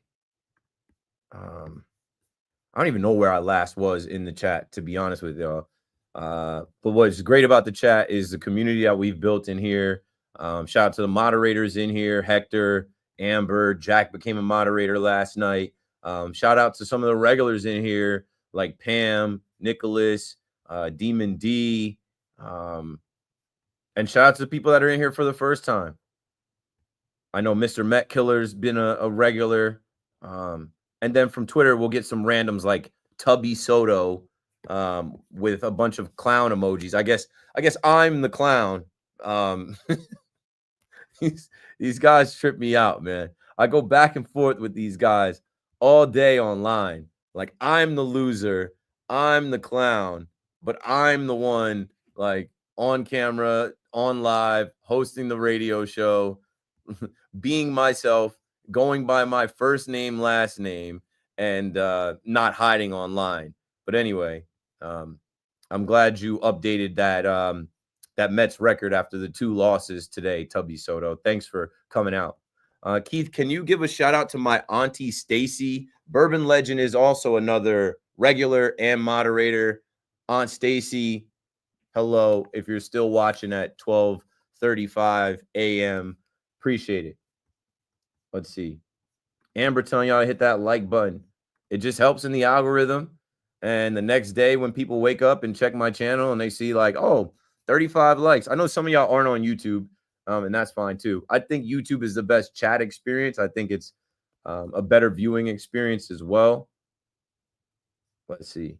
Jack says, we are back. Demon D, Yankees for life. Great swim move. Are you going to the game Saturday?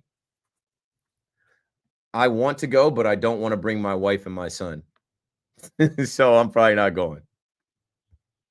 And like, I love them, but like, I brought my wife and my son to the Sunday game against the A's, and we had to leave after the 3rd inning. Yankees need to make a huge splash at the deadline and go all out like the Dodgers and Padres do. Sure. I'll star that because we're going to talk deadline in a minute. Let's try and go a little bit faster here because I'm about an hour back. Like, Judge has 6 walk-off hits. Boom. I gotta star that, and I'll get back to it. That was about an hour ago. Shout out to AJ. Keith, have you ever wore a Mets jersey? Not as a grown man. There is a picture that exists of me and my sister in Mets gear when we were both under 5 years old. I gotta find that. Actually, I don't gotta find that because I think I told everybody in my family, burn those photos. I think my mom has the one photo. Let's see.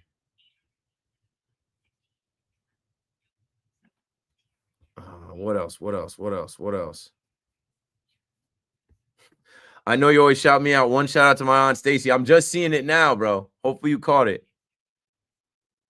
Yeah, people do got to stop comparing him to Jeter. It's not fair, really. He didn't ask for that. Like, nobody can be Jeter. The Mets could be in trouble. Starting pitching is going to continue to be a major issue. Stern's pitching lab better figure it out. Hey, yeah. I'm definitely going to talk about Dexter's lab. Come on, Keith. Make fun of little brother getting wrecked by the O's. I will. But I just like, now we're up here. I don't got to punch down.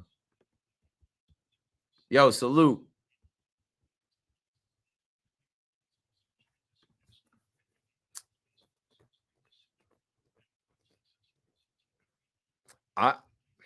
I wouldn't mind it. Class A throws hard. I would take Class A over Devin Williams. Swing and miss like gas. But I don't think it'll happen. That was a classic Nas beat to come back at the 12 o'clock hour. That is crazy. That's what I was saying. All that money for those hitters, you didn't spend it on pitching. Yeah, I have Yankees gear on talking about the Mets because this is WFAN. Like, I try to keep it to the Yankees, and then someone would be like, yo, talk about the Mets. So we have to share a little bit. I don't know. Cashman's on a heater as far as other teams taking our catchers and them doing well.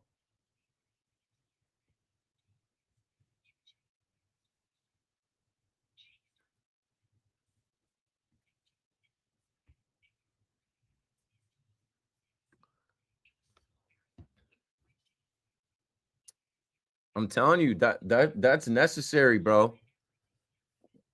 Don't be comfortable. Cashman had a quote about not being comfortable. Yeah, Volpe changed his song because he used to have that I wanna be where you are. I think the Fetty Wap song is better.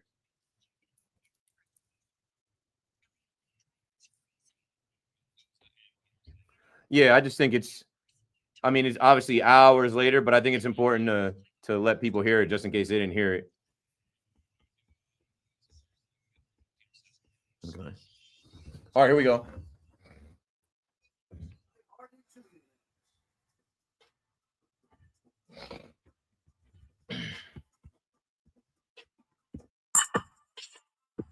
And we're back.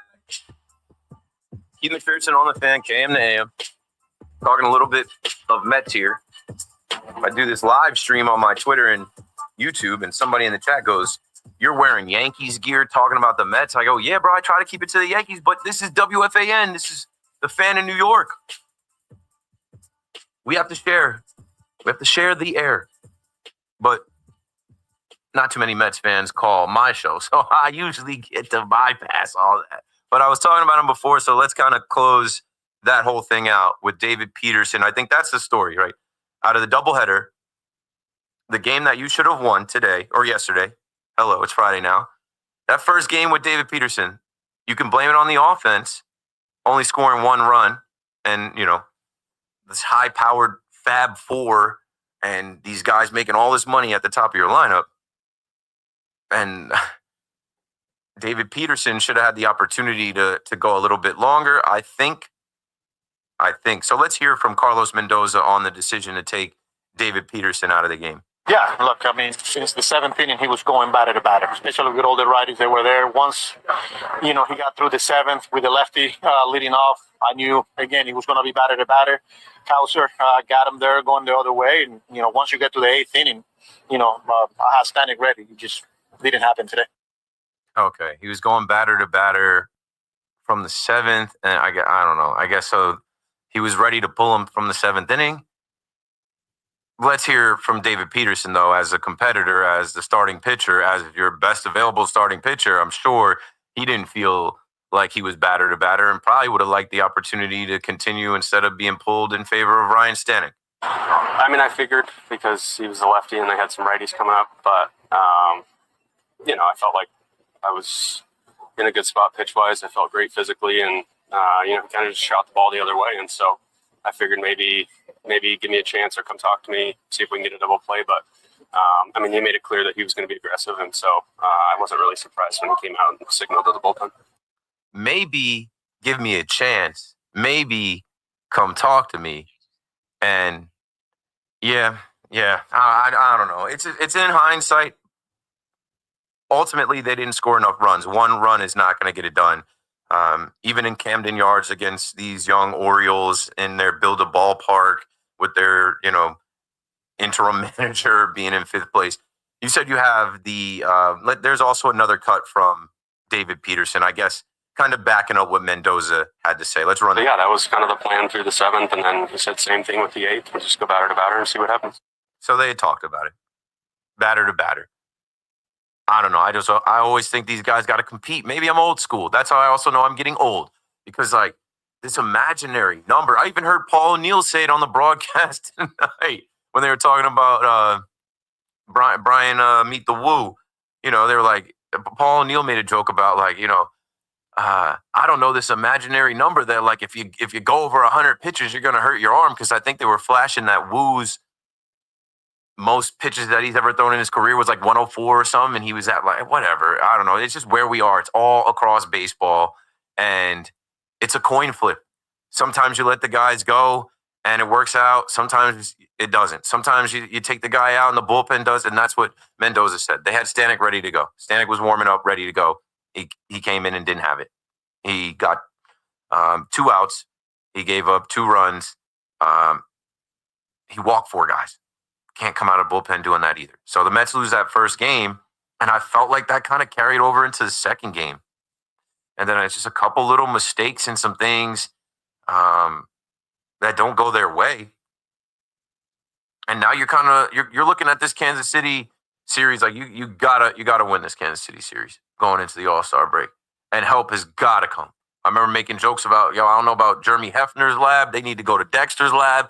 We're not talking about the Mets' vaunted pitching lab anymore, right? We're not talking about how great the pitching is because they've got injuries, and now we're in the second half of the season, bros. It starts to get thick. It starts to get serious. It starts to get like, hey, it's anybody's game, and if you don't have pitching, you don't have anything. So, I don't know. It's World Series or bust, Mets fans. You with us, right? You got the big boy table now, right? So a lot of Mets fans got upset about that Juan Soto stuff. Shout out to our digital team. They do a great job of just taking a little couple sentences from what I got to say and then putting it on a quote card and then posting it, and it blows up. But I still do think it's crazy for Juan Soto to mention $100,000, even if it's a joke. He's not much of a comedian.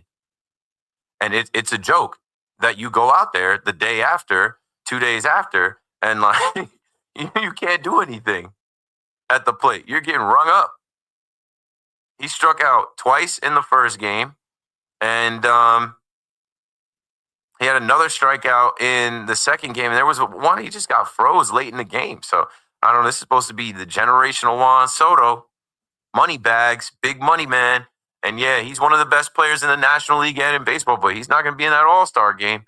Congrats to David Peterson getting the go, though. Congrats to David Peterson and Lindor, who should have probably went last year, and Pete Alonso as well. To put a cap on that, let's see.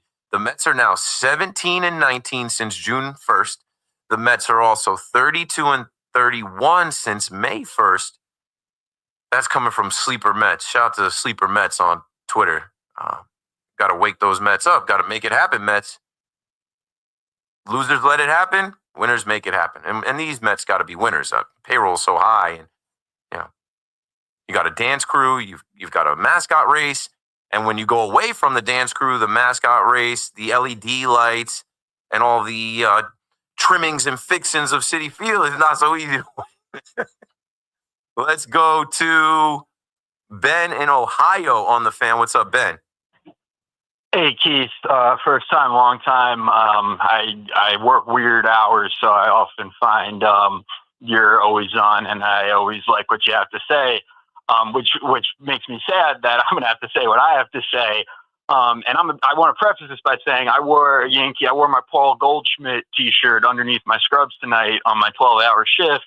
I'm a big Yankee fan. I drove up to Cleveland for Game 5 last year. I drove overnight back, and thank God I was there for Game 4 in the World Series with the Volpe Grand Slam.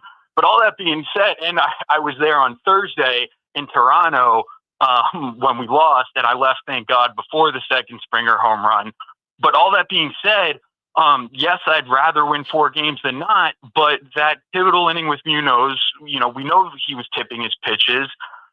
So it's hard to take away a lot from that. And, other than Schlittler over the past 4 days, I haven't seen any drastic improvement. Jazz is having his all-star season. He's delivering. G looks like maybe he could go on his 3-week tear before he gets injured again, but you still have to figure out the infield. I don't know who, can you tell me right now who your 3 starters and, Luis Hill, we're waiting for Godot, but who are your 3 starters in a playoff series right now? Well, we don't have to have that right now. It's July 11th. We're going to go. Touche. Yeah. And, you haven't been impressed with just the improvement in the infield with watching Jazz play second over DJ not be able to play second? Well, but you haven't been impressed with Jason Dominguez base running? I like the Jason Dominguez, but this bleeds into my next point. You haven't been impressed with Cody Bellinger's hitting streak that I think actually continued tonight to 15? But I'm not impressed. And now you got me feeling bad. You're not impressed with Devin Williams being lights out and even Ian Hamilton coming back around? And I don't know, bro. You're a big Yankee fan. You're going to see him on the road.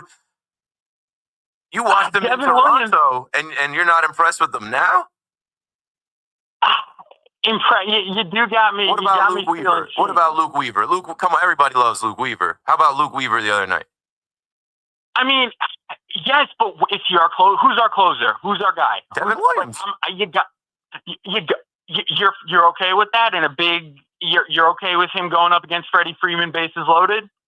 Bro, and I know he it's a didn't lot. get the I know it's a lot. opportunity. He wasn't on the team last year. And if we get to the Fall Classic and it's Freddie Freeman versus Devin Williams in the bottom of the ninth, like in Dodger Stadium, so be it. Yeah, run it. Let's go, Devin Williams. I guess we'd be in the World Series. All right, last point, because now you got me feeling optimistic. Just to rain on the parade a little bit more, the Yankees lead the American League in runs scored and RBIs, I believe, definitely RBIs. And there's 3 National League teams ahead of them. Obviously, one's the Dodgers. The other you might not guess is the Diamondbacks. Do you know who the third is? No, I do not. We're playing them later on tonight. So I think we're going to find out. The Chicago Cubs, and they're respect to them. They're having a good year, and I don't expect them to be a walkover, a pushover. I expect it to be a battle, and I got to kind of look into the Cubs, but I know they've been playing well, and I know they've got some hitters, and yeah, look forward to watching the game live in Yankee Stadium tonight. But I heard you, Ben. Thanks for the call. 888-808-1019. My whole thing yesterday was sweep them so I know it's real. I think it's real. But I understand your trepidation, and I also understand there's a large crop of Yankee fans that are like, fool me, can't fool me again. Yeah, whatever. This team's got a ton of holes. Cam Schlittler was only 1 start. You guys got to relax. Clark Schmidt's getting Tommy John today. Who's going to pitch? Marcus Stroman. We survived. We survived another Marcus Stroman start. Survived his start against the Oakland A's, Sacramento A's, Viva Las Vegas A's. Survived tonight. Didn't survive in Citi Field. But should have. Should have honestly won that should have won all 3 of Marcus Stroman's starts. Now I'm thinking about it. I don't know. I can't live like that, bro. When the Yankees are trash cans, I tell you that they are garbaggio. I get on the air and I tell you they suck. The at-bats are terrible. They can't pitch. I don't know what's going on. But like when they're winning, it's like, come on, yo. Give credit where credit is due. Like, just like, I don't know. You put me on the spot. I just started rattling off things and rambling about good things that we've seen this week. I'm sure I'm forgetting Austin Wells. You're not impressed with Austin Wells? You're not impressed with Austin Wells. And then you had to throw in there that like Stanton is getting hot before he gets hurt again. Let's not do that. Stanton is getting hot like we need him to get hot, like we expect him to get hot, and he's hitting home runs. We need that in the lineup as a pinch hitter. The offense is there. The defense is tighter. Now, that 4th inning, I didn't really want to talk about it. I think they said it was a 60% catch probability. This is one thing that I will say. If Trent Grisham tweaked his hamstring last week in Toronto, and he's not hamstrings are tricky. I'm sure a lot of you listening have either strained or pulled a hamstring. When it's there, you can't go full tilt. When you even feel it there, the thought of opening up your stride is a little frightening. So if that is a thing, which I literally heard Boone after he did not hustle a couple nights ago to first base, Boone say, oh, yeah, well, he's nursing a little bit of a hammy. And then we saw the ball go over his head, but I think I saw Gary Phillips right that it was a 60% catch probability. So that's almost like 50-50. Not everybody's getting there. But I don't know. I've seen too many fly balls go over Trent Grisham's head. If he can't run, he shouldn't be on the field. You got to play Dominguez. They won't play Dominguez in center field, so then you got to play Belly there. And then even in that 4th inning, too, as I go back to my notes, I don't want to pile on Volpe. But what was up with Volpe in that? Like, the ball that went past Stroh, and then Volpe scooped, and then he threw it and pulled Ben Rice off the bag, like 4 feet to his left. And you know with Stroman, remember last year, like, Gleyber Torres didn't make a throw with Stroman. He's a ground ball pitcher, and he needs every out. And if you don't get those outs defensively, like behind, I don't know. It doesn't matter. They won a game. They won a game, yo. There's no need to go into, it is what it is. John is in Maspeth on the Fan. What's up, John? They won a game. It's about time we put it together. 4-game win streak. Sweep, yes. Sweep, It's good too. What is this? This is actually the tied for the third longest winning streak this year by the Yanks. But difference is, these are, some quality teams that we're beating in the Mets and the Seattle. We're beating some good pitchers here. This guy Woo's an all-star. Yeah. But to piggyback off the caller that was being a little bit pessimistic, I kind of understand how he feels. Yeah, it's nice to have his winning streak and go into the weekend and potentially the All-Star break on a nice little high note. We still have holes. We still have a couple spots in the bullpen open, it seems, at third base. We're going to need another starter.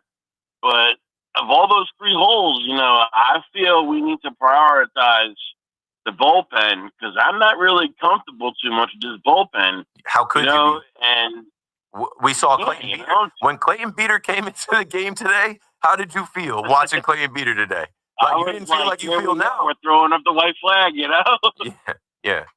But he did good, but I'm still not impressed. Look though, we need 9 bullpen arms for the playoffs, and let's go through who we're actually comfortable with. Weaver, Williams, Hill. Is that it? Maybe Hamilton right now. Cruz is not. I mean, he should be back. He should be back, but I'm not comfortable with. We're like halfway there. We have like 4.5. Yeah, exactly. I'm not comfortable with Loizaga. Definitely not comfortable with Mark Leiter. And all these other guys like Hamilton. He's to be determined. It just seems like But like I can't worry about October. You know what I'm saying? Like, listen. We have to make the moves though these next two weeks. But we don't get to make the moves. I don't get to be on any calls. You don't get to be on. Cashman just came out and said we're going to go to town. Cashman just started the beginning process of telling the world we're open for business, and I expect him to do his job. Now, how would you feel about having Schlittler in the bullpen in the playoffs? A kid coming out of the bullpen that is just pumping 100 miles an hour. Why not? I mean, he's going to make some more starts. They've already said that because he's got a spot in the rotation now. Yeah, I mean, what's the rotation now looking like? We're going to have Free, Rodon, Will Warren, Stroman, and Schlittler until Gill comes back. Yeah, and Heel is supposed to be in Somerset this weekend, starting his rehab. Which means he has 30 days. August. Time. August, mid-August. So maybe they put Hill back in the rotation. Maybe move Schlittler. I mean, I don't want to say move Schlittler into the bullpen, but maybe, but that's ideally we'll John, like to get rid of Stroman. That's if they can also send Schlittler back down. Like, think about how quickly he ascended. They also don't do that to the kid. He made one start. What you're not saying that about Alan Winans? Thanks for the call, John. 888-808-1019. What I'm saying is, some of y'all are too doom and gloom. You Yankee fans sound like Met fans. Like, some of y'all already just, you can't enjoy this. You can't enjoy the win of the year. You can't enjoy sweeping the Mariners, coming back from being no-hit. You watched the whole game, right? It was improbable. You can't enjoy that. You got to think about the holes on the team. It's even more impressive that they're doing it with the hole. They're doing this with Yorbit Vivas and Peraza. They're doing this with Clayton Beater in the game. So what I'm saying is, don't assume that they're not going to make moves. Can somebody call and dream about them actually going to get what like Jeff Passan put out there about getting like a Eugenio Suarez, a Zach Gallen? In my chat, they're talking about we're going to get Emmanuel Clase. But we'll talk about that. We'll start hitting some of the trade deadline and some of the conversation. Yankees for clicks that is out there now that we're getting closer and closer. We're 20 days away from the trade deadline. Keith McPherson on the Fan. I got 1 more hour to go. Call us up. We'll be right back. Attention. Have you racked up $10,000 or more in credit card debt? Are you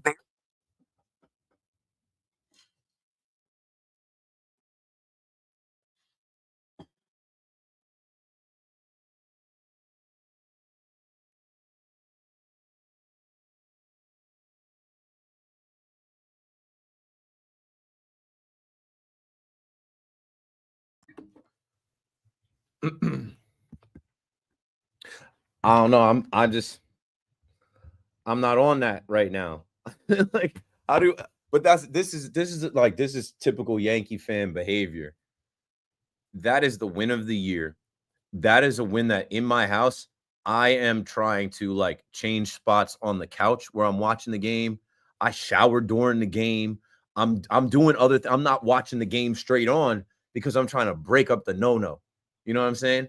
And for them to actually come back in that fashion and win, I take back-to-back calls like, well, Munoz was tipping his pitches, so what?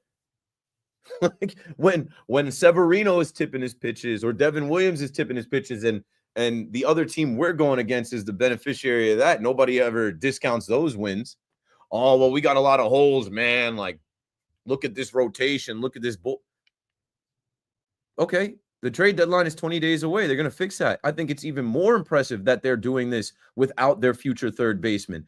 It's even more impressive that they're doing this without a solid bullpen. Like, not even more impressive, but just like something changed this week. And that's where I go back to Cashman shook the room, basically sending DJ away. That's somebody's like friend on the team. Most of these guys' friends on the team. That's somebody that have been traveling with like they lost one of their brothers this week and it's urgency time. Heighten your senses. Like, let's go. Wake up. This is a business time. So I don't know. That's the way I see it, bro. I don't see it as like, oh, like Ben in Ohio, who just told me he went to Cleveland. He went to Toronto. You're a big Yankee fan. You're following him around. His call was not impressed with the win tonight. I don't know what. You guys are hard to impress. They swept the Mariners. And there were people coming off of the Subway Series saying, oh, they're going to lose to the Mariners. I knew the Mariners weren't going to come in here and be like the Yankees play pretty well against the Mariners. But the Mariners are a second-place team. And if you look at the wild card standings, now that they got swept by the Yankees, they're a game out. But like coming into that series, they were a wild card team. So I don't know. I'm not Johnny Baseball. I'm not baseball savant. I don't know everything. And you guys know I don't ever take that stance like I know better than anybody else. But there's sometimes I get some calls where I'm just like, some of y'all are thinking too hard. Don't hurt yourself thinking so hard about things. Like, this is an incomplete Yankees team that just righted the ship. All right, now your thoughts from the chat. Jack G says, shout out to you, Keith. Best show on the Fan. You just saying that because I'm on right now. Now, I appreciate it, Jack. I don't know. That my perspective as I'm taking these calls is like, how can you knock down this win streak, this sweep, and the fashion that they just did it in? Their bat quality is better. Did you guys not watch them go scoreless for like 30 innings? Exactly. With all the injuries that just have like you got to take the win and just, I don't know. It's baseball, bro. They just went through 2 6-game losing streaks in a month. They were trash. Their at-bats were terrible. Like, they had good at-bats tonight. I don't care if they knew what was coming. That's baseball.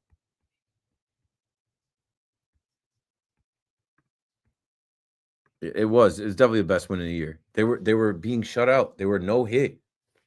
Like, I thought they were going to just lie down. This was a night where Marcus Stroman was just like, this was a hell of a night. Exactly. Amber says, I finally had a great time watching baseball tonight. Like, 10 runs, 9 runs, those are fun wins too. But like, man, coming back like this is a night where if you went to the ballpark and you didn't leave, you'll never forget it. And then this Volpe's hitting under 200, going to be hitting under 200 soon. Okay. What I told y'all is you guys can complain about Volpe. Judge backed him tonight. Cashman backed him 2 days ago. And Boone backed him on top. Like, the hierarchy of the Yankees is supporting the kid. So there's nothing you can do about it.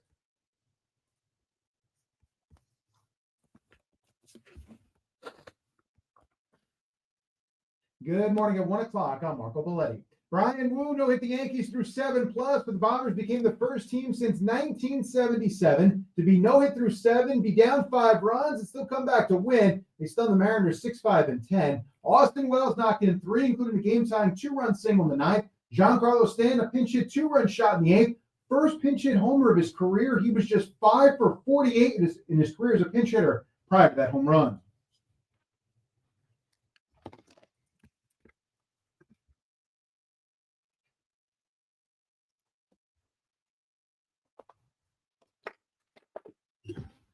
Aaron Judge ended it with a sac fly in the 10th as the Yankees have won 4 straight, pulling to within 2 games of the Blue Jays for first place. Mets went 2 for 19 with runners in scoring position, left 14 men on as the Orioles took both ends of a doubleheader 3-1 and 7-3.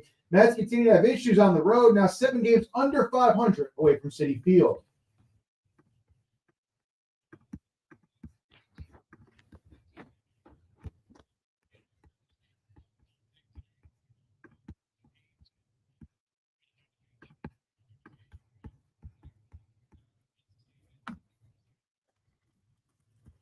Jesse Winker left with back stiffness after just 3 at-bats in his first game in a couple months, and David Peterson got the nod for the All-Star game, the first of his career. 75 degrees, clear skies, Central Park. That's what's happening. I'm Marco Belletti.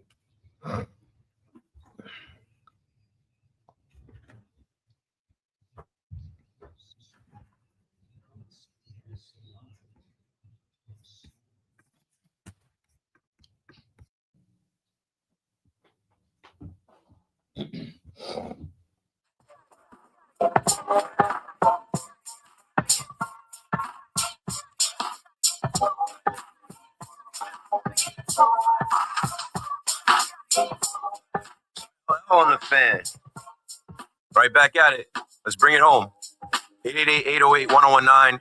Keith McPherson on the fan. I got about 49 minutes. And before the break, I said we should talk trade deadline. So I say it's Yankees for clicks, but like when I say trade deadline stuff is Yankees for clicks, I had somebody this morning where I was like, Yankees for clicks season is upon us.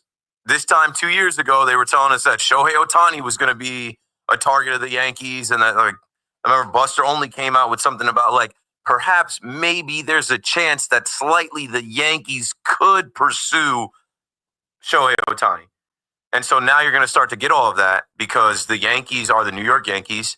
And Brian Cashman just came out and said, we're going to go to town, which, like, I don't know if that is Cashman. I don't know. Cashman is smarter than we give him credit for. I don't know if that's him sending that message out to the fans to kind of pacify the fans. Like, hey, just stick with us. Come out and get your Billy Joel bobblehead. I mean, now everyone's going after the, like, a game like last night is a game where people are texting their friends, yo, we got to go to the game tomorrow. We got to go to the game. It just works out. But, you know, Cashman saying we're going to go to town and then listing what the Yankees need. Okay, so this is what you get today. Jeff Passan writes that Eugenio Suarez is the best match for the Yankees at the trade deadline. He also noted that the Yankees can make a 2 birds with 1 stone type of deal, acquiring both Suarez and Zach Gallen. Obviously, the Diamondbacks have Merrill Kelly as well. And I was reading some more stuff about the Diamondbacks today. And, you know, if the Diamondbacks do decide to just absolutely sell off, they are going to be looking for pieces that can be MLB ready in 2026, 2027. But what they don't realize is we're going to lock out. We'll talk about that as well, too. I don't like to talk about it too much before it actually happens. But, like, The Athletic put out an article that Rob Manfred is pushing for a salary cap, and the players are skeptical about it. And, like, we just went through 2021 into 2022, was it? With all, anyway, we'll get there in a second. But just introducing the conversation around the trade deadline, and then we will talk a little bit more about Rob Manfred, a salary cap in baseball. Who wants a salary cap? The Yankees. MLB's current labor deal expires December 2026. Evan Drellick notes that the players are skeptical of adding a salary cap. Yeah, they are. Because the players are like, bro, didn't you see the Juan Soto deal? 888-808-1019. So, yes, Yankees for clicks. And if you're writing an article, you should write that the Yankees are in for this guy and that guy, Zach Gallen, Merrill Kelly. Yeah, the Yankees are about to go make a deal with the Diamondbacks to get Eugenio Suarez and, you know, whatever. And then the Yankee fans are going to react online and they're going to retweet and they're going to repurpose. And any other teams that might be interested in the services of those players are going to up their ante because they're trying to get in front of the big bad Yankees, you know? All right, back to the phone. Chuck is in Rumson, New Jersey on the fan. What's up, Chuck? Hey, Keith, what's going on? Exactly what I want to talk about is exactly this free free agency is like the Yankees have it going on right now. So for me, it's Cashman said some are touchable, some are untouchable.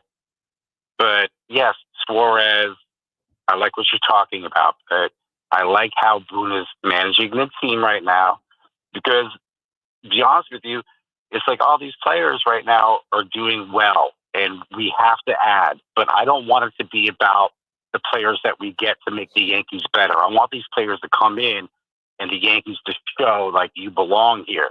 Because yes, the DJ thing was hard for everybody. I'm a huge DJ fan, but it's like listening to you. You're awesome, but listening to everybody call in and with their ideas and stuff, it's just the Yankees are the Yankees. They're always steady.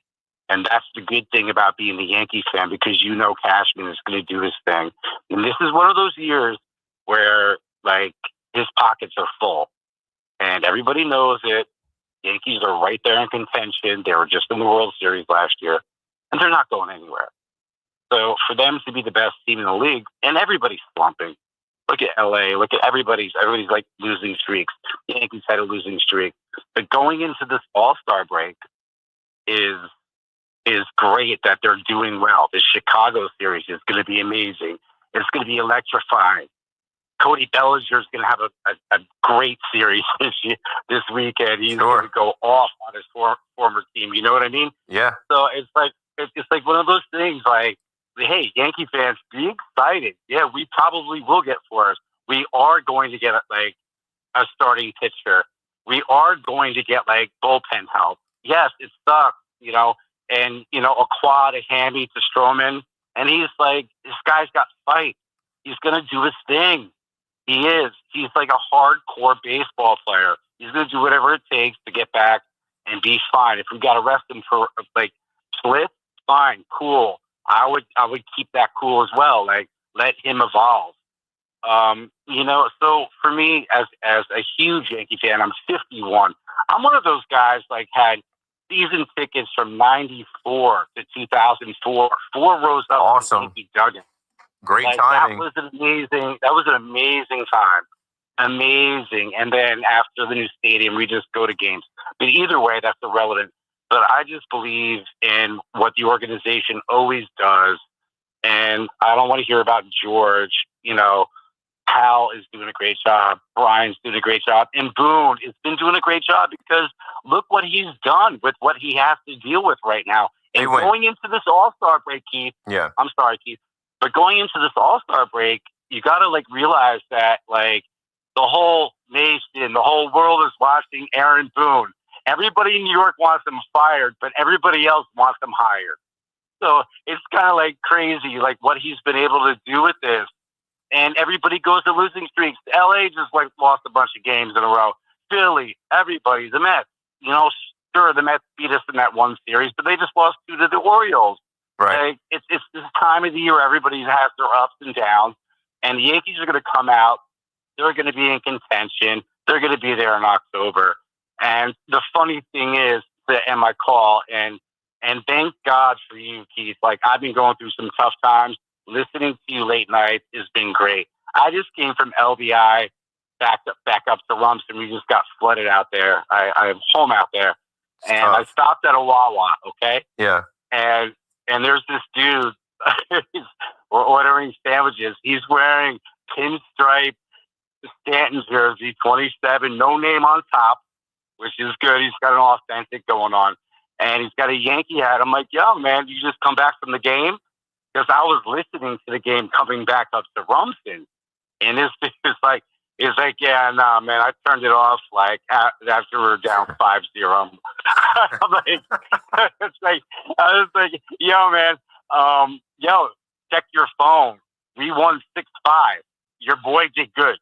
He checked his phone. He's like, oh my God, his girl was like, you're such a fraud. Yeah. Yeah. Great call, Chuck. Shout out to all the LBI, Jersey Shore, from LBI to Rumson Yankee fans. I know there's a large contingent of us down there. Somebody had just sent me a picture. I got to find it from Facebook from years ago. being at Bar A on Tuesday nights, beat the clock when the Yankees would play was like in the background. We had the Yankee game on. I used to love those nights. I used to love going to beat the clock, and the Yankees would play, and we had 50-cent beers, and the whole thing with beat the clock is that the beers go up 25 cents every hour, and I mean, you bring $20 in there and watch a Yankee game and be smashed through like 5-6 innings. There's a ton of Yankee fans down the shore. There's also a ton of frauds everywhere. Like, you can't leave the game. You can't turn the game off, especially when we're getting right. Now, I understand, right? I understand when they're losing streak. Like, I'm not going to hold you. Holiday weekend, this past weekend, I didn't watch Saturday's game. I was in the pool. We were firing up the grill. I was with my baby. My baby doesn't know anything about Carlos Rodon giving up grand slams, so I didn't do that. I went and watched the game after. But, like, they're winning, and there's a sweep on the line, and they're at home. Like, you got to stay locked in for that. I was just saying in the chat, like, Brian woo-woo. Woo-woo-woo-woo-woo. Brian, meet the woo.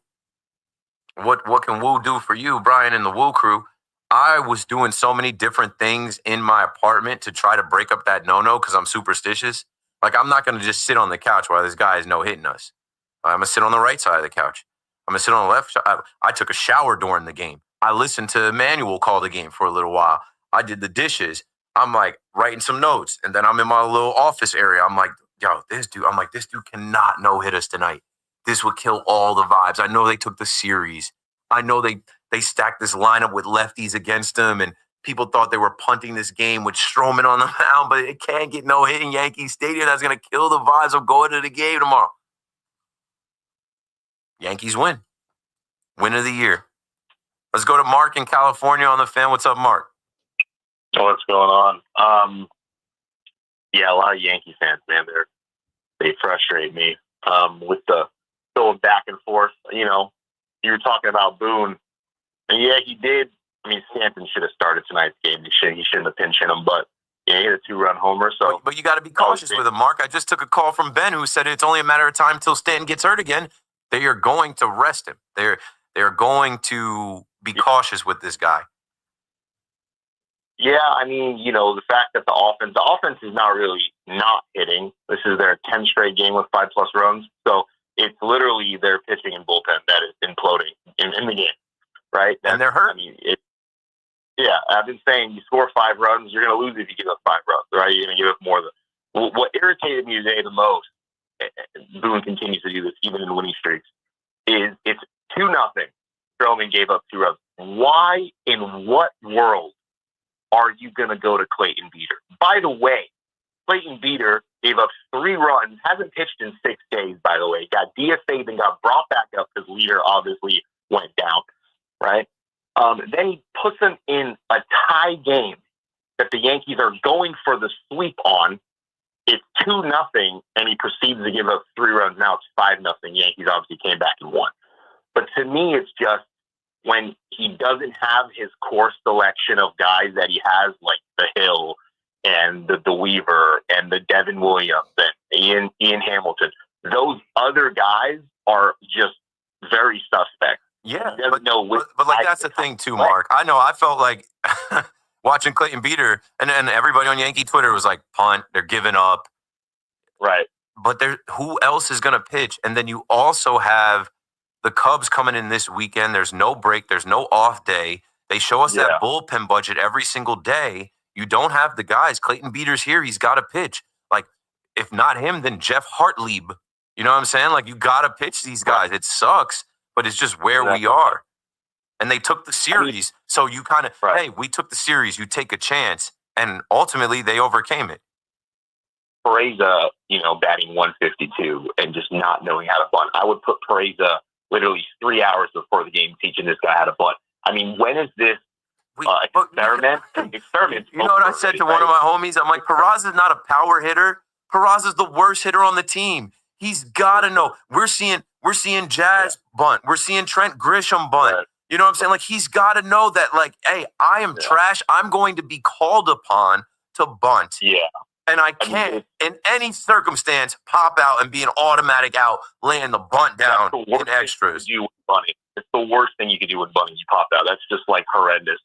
The experiment's over with him. A lot of Yankee fans on Twitter are saying like, "Oh my gosh, like let's go after Ke'Bryan Hayes of Pittsburgh." Like, "Oh my God, he's so good." The dude doesn't hit at all. We don't need another guy that can't hit at third base. Who cares if he plays exceptional defense? The dude just doesn't hit.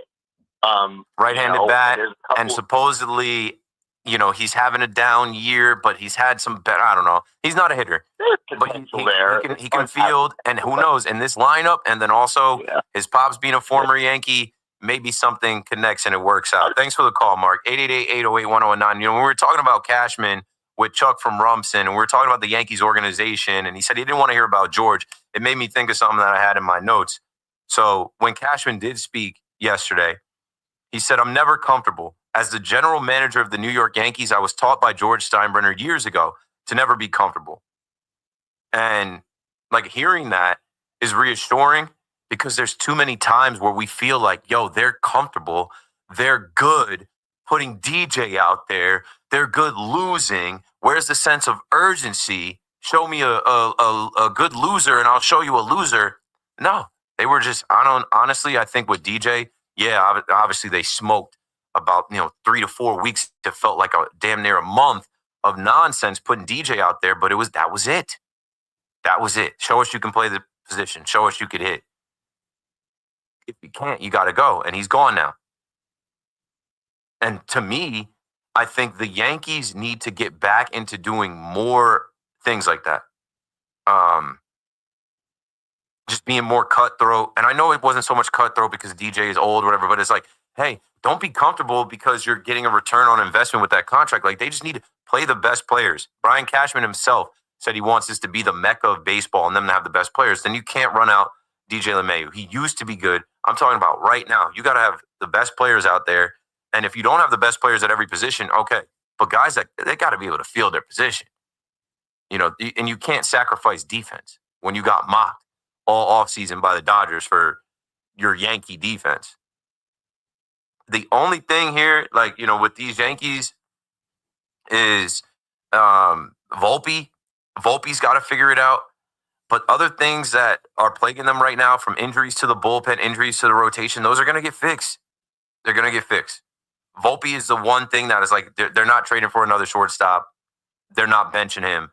Volpe's got to break out of it, and I believe he can. Roscoe in Brooklyn on the Fan. What's up, Roscoe?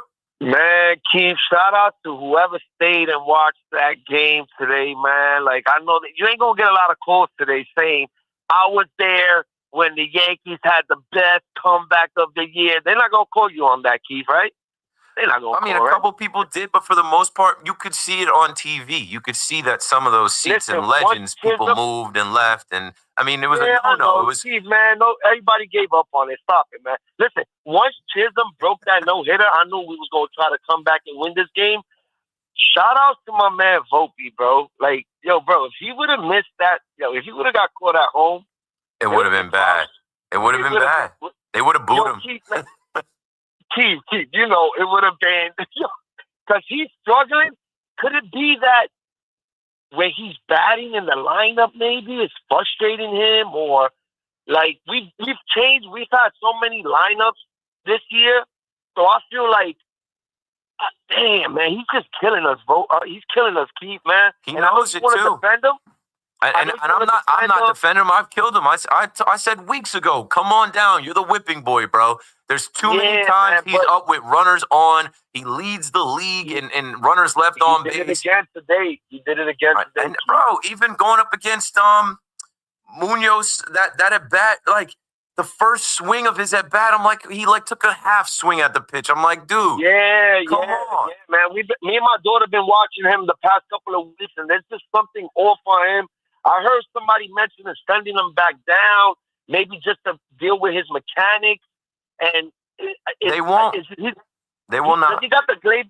I know, but does he have the Gleyber Torres pressure right now? Where, you remember Gleyber last when he was playing short, had that pressure, and he wasn't hitting. Something's up with We need him to really. But that's because Glaber was playing out of position. This is Volpe's true position. Thanks for the call, Roscoe. This is the position Volpe's always played. He needs the All-Star break. And you know what? Like I said, with the slide, I hope that the slide tonight and being the guy that gets to come across home plate to complete the comeback, to sweep the Mariners 4-game win streak. Like, I hope that energy does something to him where he feels like, okay, I contributed. Because none of y'all give him credit for making outs, collecting the ball, throwing it to first base. Like I said, in the 4th inning, I wrote in my notes, I'm like, dude, what the hell was that? What was the throw? How is he not making? Come on, bro. And it wasn't a long throw. How are you? You're on the grass. How are you pulling Ben Rice off the bag? It's mental. He needs a reset, but hopefully hitting home plate and then coming up with that energy of, yeah, we won, best win of the year, and playing a big part in that. Hopefully he can carry that energy over into this Cubs series tonight. Gary's in Waterbury, back on the fan. What's up, man? Mr. the Cavalier. You won't be around next year. My rap's too severe, kicking mad flavor in your ear. Boom, boom, boom, boom. Classic. Boom. You know I got you, dog. Yo, Fu Philly and Fu Soto. That's happening, and I think we're coming to get... Next year, Soto will be an all-star in Philly when the all-star game's at Citizens Bank Park. Yeah, I gotta keep it real. Yo, I think we're coming together though as a team. We are definitely coming together as a team. Yeah, Williams, of course. DJ's locker is clear. Like, that makes people feel something. Good, bad, whatever. Like a change happened this week where the Yankees are like, hey, bro, like we got to win. We got to compete. And Devin Williams is jumping off the mound, and Volpe's being attacked. He was out by 5 feet, and he beats that tag. Yeah, the throw was there, but it was the swim move, getting his hand in there. It was there. So. But yeah, he was out by 5 feet, and to make it, I think this is good vibes. No, it is. Great the vibes are back. We're all the way back. Yeah. And what does LL Cool J stand for? Ladies love Cool James. Oh, my man, Possum Everybody knows that. Unless they're underage. No, that was on the rejoin. No, not everybody. I was vibing. I was going back to watching that on MTV. That video, doing it well. I was like, wow. Yeah. I remember watching that video as a youngster. Keith, it's all positive vibes, and we're coming back. And we're still the best in the AL until anybody knocks us off. We're still the best in the AL. We're not the best overall, but the best in the AL. So we have the chance to get better, to add some talent, of course, and then make a run at this thing again. This team should get back to the World Series. Gary, thanks for the call, man. Appreciate you. Always with the hip hop, always with the Craig Mack, and just Fu Philly, Fu Soto, keeping it a bean. And I got to keep it a bean. Like the fact that they are. This could have been a different series. I didn't expect the Mariners, honestly, to come in here and but I didn't know they got Cal Raleigh. I'm like, Cal Raleigh could come in here and I thought it was going to be a home run barrage. He was going to homer every day. He's striking out after the first day. And, Randy being Randy, I've seen Randy Arozarena kill the Yankees a ton.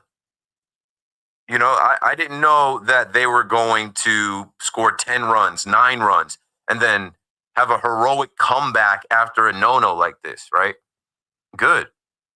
Like, you shouldn't lose to J.P. Crawford and Jorge Polanco and freaking Miles Masterboni. Like, you're in your stadium. You're the New York Yankees. You have the MVP, and people want to talk about Cal Raleigh's going to win the MVP. No, he's not. I don't know how many times I got to say that. I know Rami put the bet on it, but it ain't happening, bruh. We'll see. I can already cash out. Is there a cash out option, and what is it right now? I would have to look when I'm in. I was going to say it's too early, though. It's too early. But the number changed. When I put it in, it was 2,400. Now he's like plus 500. So there would be a cash out option because that's a huge But it's just so far from when we'll actually know. But I think right now you're seeing, like I saw Dan Plesac from MLB Network make the case for it.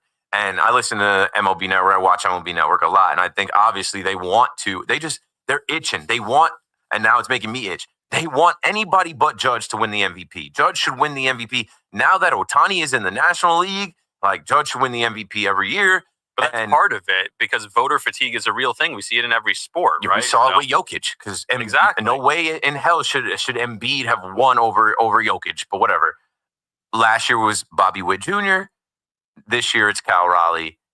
And Cal, the thing about him is if he beats him in home runs, and let's say he beats Judge's record, he breaks Judge's home run record and Judge does not, that's the only way he wins because you could say he's a catcher. Yes, he has that's the what it stolen is. bases. He has the throwouts, and then also he beat Judge's home run record, and Judge didn't beat his own record. Yeah, and I don't expect all that to go down. Right? Yeah, that's a very fair But point. respect to him being a catcher, he's going to put together the best One hitting. of the best hitting catcher seasons ever. Yeah, Yes. the voter fatigue is.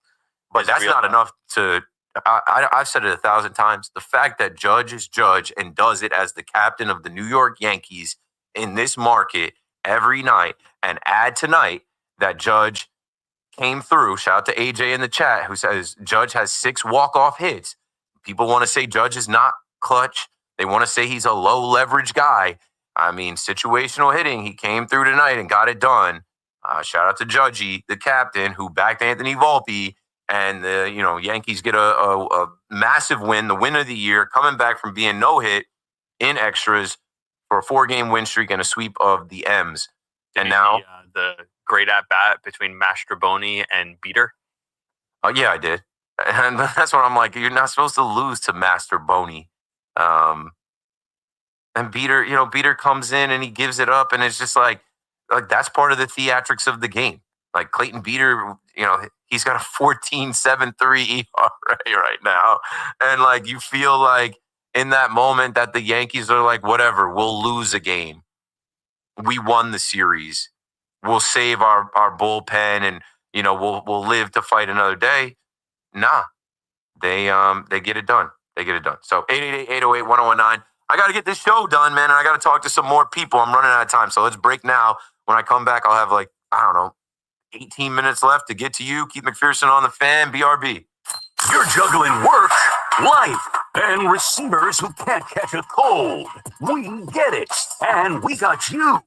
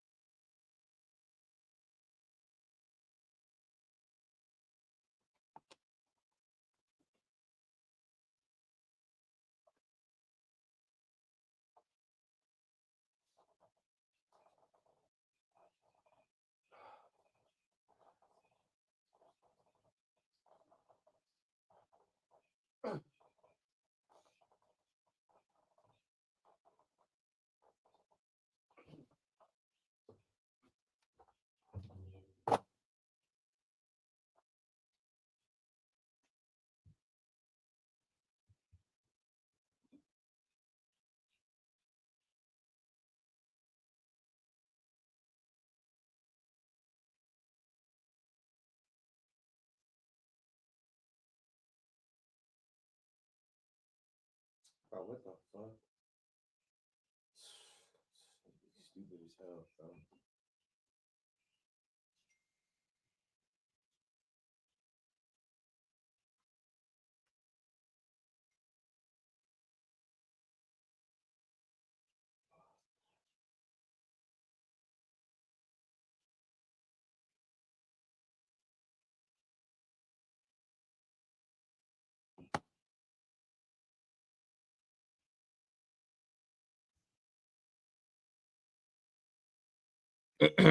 Joel, what up, bro? Joel just texted me. Game of the year was insane.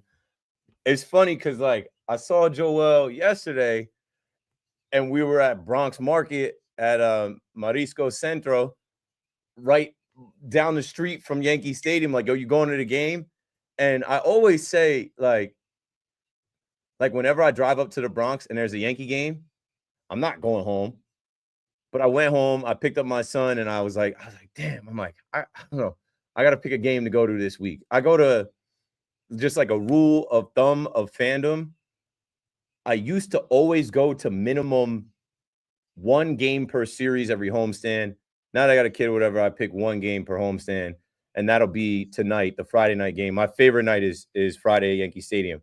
But I'm like, damn, I could have went to this game. I could go to whatever game. It's just, you never know when it's going to be a crazy game like that. So that sets us up, though, for Friday night because everybody's going to be in there. Let's see where we were at in the chat before. We're rocking now. We got 1,200 people in here. So if you're on YouTube, and I don't even know what else, bro. Yankees win. Appreciate all y'all. Thanks for watching KM to AM. We'll do this again tomorrow. I'm going to go to the game tomorrow, and then I'm going to drive down here to do the show. I'm not taking off. Hopefully we keep winning. Cubs fans will be out there because Chicago always travels well, and they got a lot of Chicagoans in New York. I'll try and go backwards on the chat. Let's see. I feel like this is a turning point for the team. I was trying to read lips during the rally. Ben Rice looked like he was saying something about how happy this would make all of us feel. Yeah. It's just a big moment. It's a reassuring moment like, yo, we can do it. We can do it.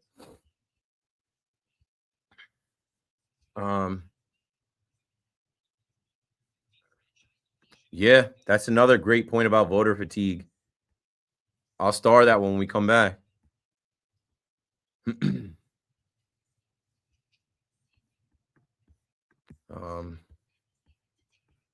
me see if anybody said anything else good in the chat to throw in there.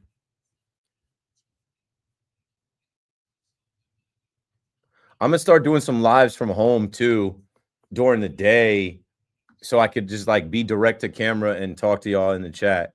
Cause like I'm focused on this, right? So like this is a full rack of calls. I gotta talk to them. Okay, here's where I was before. Volpe's gonna be batting under 200. So what? As long as he can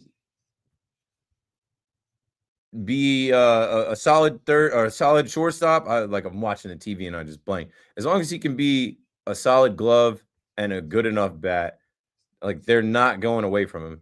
He makes $879,000 a year. Josh, what up, man? Appreciate you.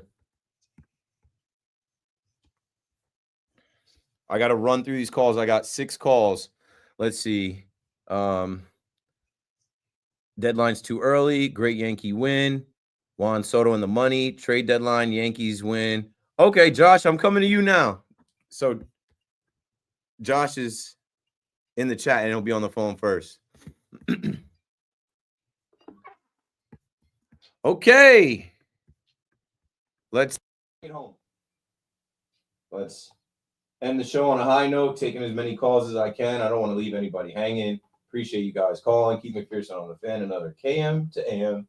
We'll do this again after the first game of the Yankees-Cubs series. I'll be on later tonight, probably like 11 something. But maybe you'll be out. Maybe you'll be asleep. Maybe you won't catch me then. So let's talk to the fans that call the fan right now. Josh is in the Bronx, and he's in my chat. What's up, Josh?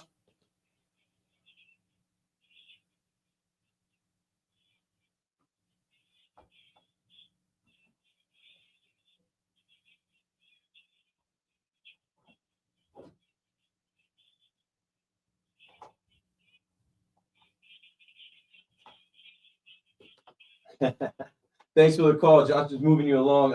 I expect the Yankees to add. I don't expect them to go to the farm. Like, it's not going to be like, okay, George Lombard's going to come up and play third.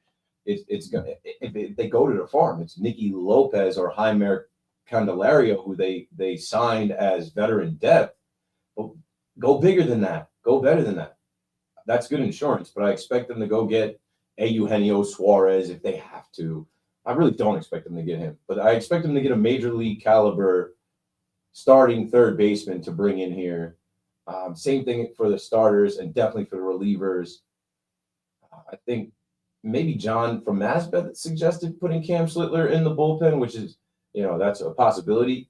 But no, I expect him to add. Like, I've seen Cashman pass on so many deadlines, and the way he's talking right now, I'd be really surprised if he passed on this deadline. Like, he's got to come through. 888-808-1019. Let's go to Ross in Bergen County on the fan. Oh, bro. Good, man. How are you? I'm doing all right. So I'll keep it quick. I know you got other callers. Mets today, literally and figuratively, one step forward, 2 steps back, and in 2 different ways, man. You're talking about taking what could have been like a statement win for you, comeback win, arguably kind of like what you guys had tonight, arguably win of the year, established, which I talked to Tiki and Sean today. Kind of crazy that if this so-called big four in your lineup is kind of, unless I'm missing the game, the first time all 4 of them contributed in one game. Just kind of sad that happened in early July for the first time and warranted a nickname right away. So we're talking about, this is like legitimately the first time they've done something, and Cohen had the nickname on the ready. If we're on the same token, we'll talk about the Flab Four, the 4 former baby Mets at the bottom of the lineup that go 0 for every game. And kind of to my point with that, what Josh was just saying too, I can't remember, this could kind of be recency bias. I can't remember the last time where every like bona fide bottom, guaranteed selling team has like little to nothing to give up. Like really the only like go-to name is Brian Reynolds. And of course we're both on his no trade list. I don't know if you saw that. I think you mentioned it. Yeah. Like all like the main contending teams, Cali, New York, and Canada on his no trade list. I look at every other team like Oakland, like as bad as they are, they're loaded. They got Muncy and Jacob Wilson and Kurtz. I'll leave it at that. Obviously he's been mashing the ball. Look, if Arizona doesn't sell, they're pretty much the team everybody's eyeing up. And if they buy, forget it. We're both screwed. Mets and Yankees and every team that's buying, because everybody's going to crowd them. Suarez, Gallen, if he's having a down year, so maybe some teams buy low on him, but he's got some good stuff. Pending free agent.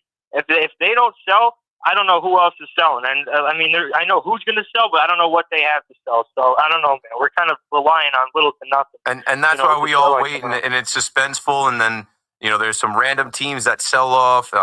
Good example is like Jack Flaherty being sold from the Detroit Tigers last year, but them making a run and winning a series in the postseason against. How about the that? Astros. We're talking about Google getting potentially sold. Last year, not even this time last year. Yeah, Google and Crochet was the other one, but the whole thing with the innings limit. By the way, at least with the Mets, how would you love to have him right now? Talk about the whole bottom of the barrel and the pitching lab, but it's not looking so hot. It's obvious. It's a joke, man. Peterson, and credit to him. I didn't have him being an all-star on my prediction list this year, so you got to give credit where credit's due. But other than that, it's not like they don't have a good rotation. They don't have a rotation at all right now because of the injuries. So I don't know, man. They got to clean things up. Kansas City, I don't know if it's happening, but they got to regroup after this break, man. Appreciate it all the time. Thanks for the call, Ross. 888-808-1019. Yeah, I feel like Steve Cohen, he wants to. I said this probably 2 years ago.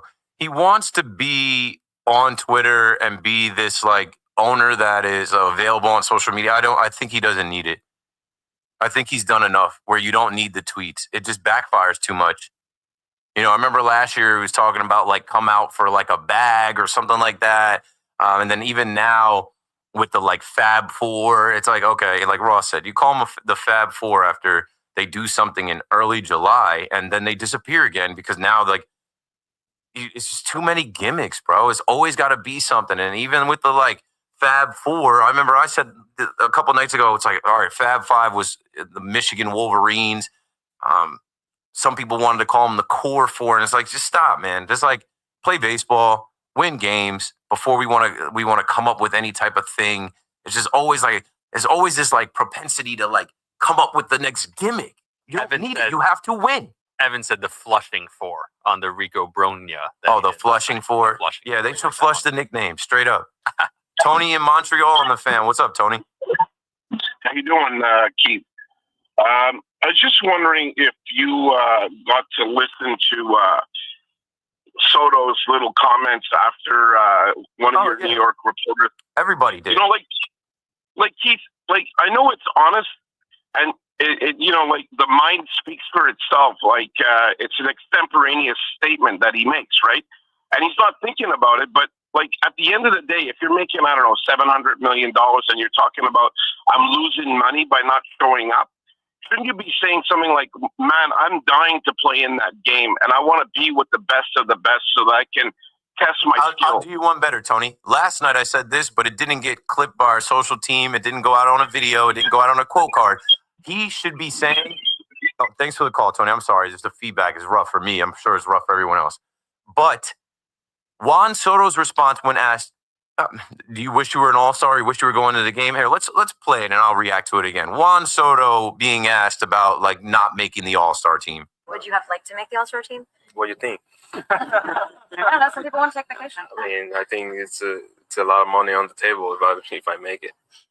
Okay. Would you have liked to make the all-star team? What do you think? First, even that, like, chill, bro. And I think that was Laura Albanese or some other young woman reporter. What do you think? His response should have been, but of course it's not going to be this. And this is where I know some of these Mets fans, not all of them, because not all of you care. And we're not lumping all Mets fans. That's why I say some. But his response should have been, of course, I want to make the all-star game my first year as a Met.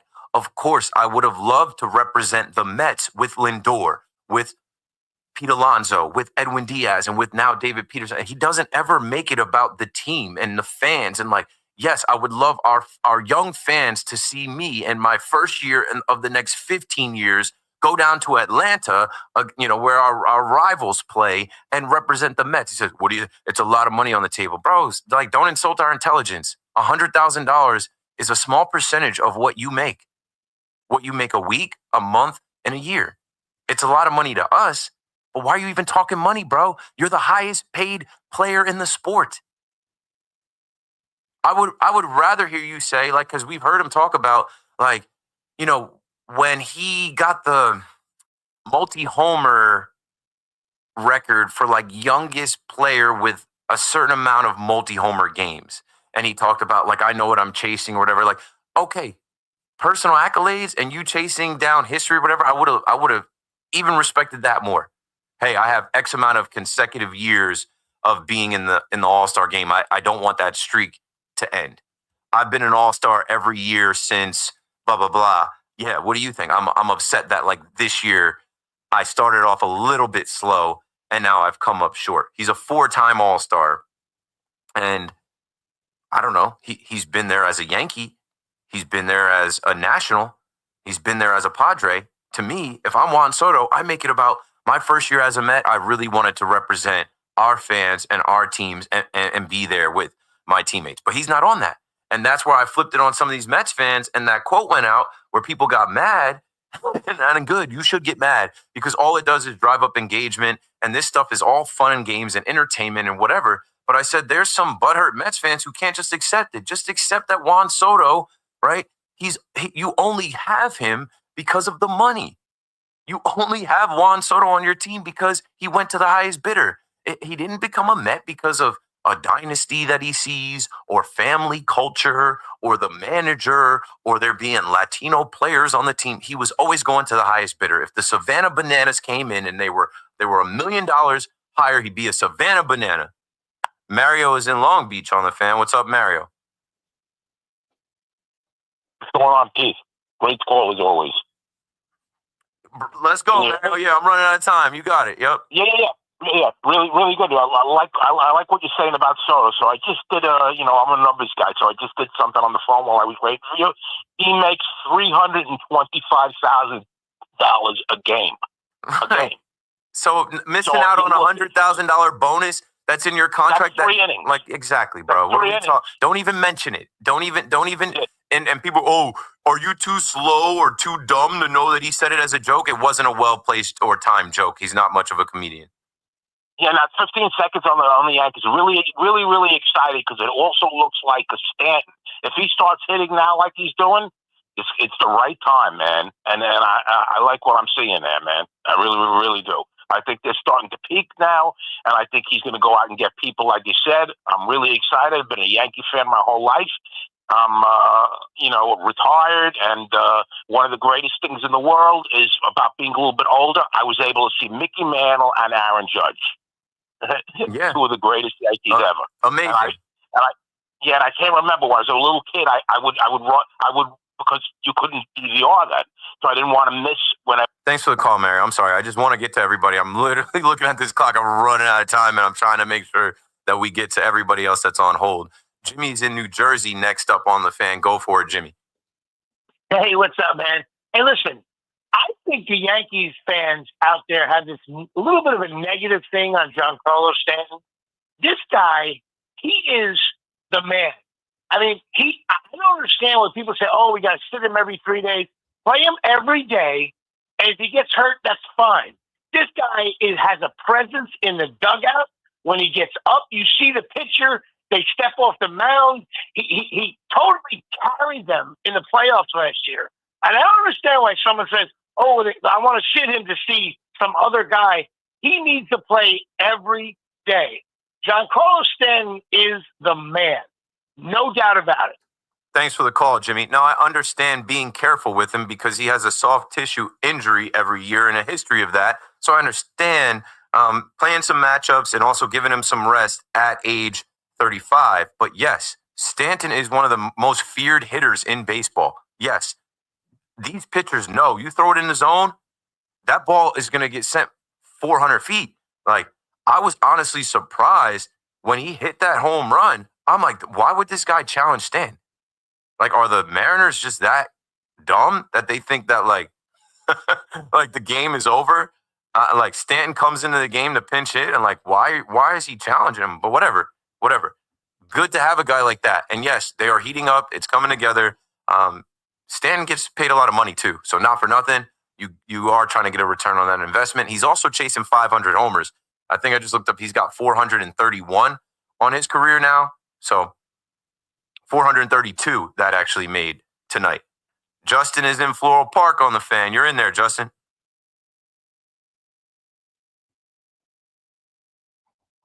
Oh, no, I think Justin fell asleep, so let's put Justin on hold. Phil in Sheepshead Bay.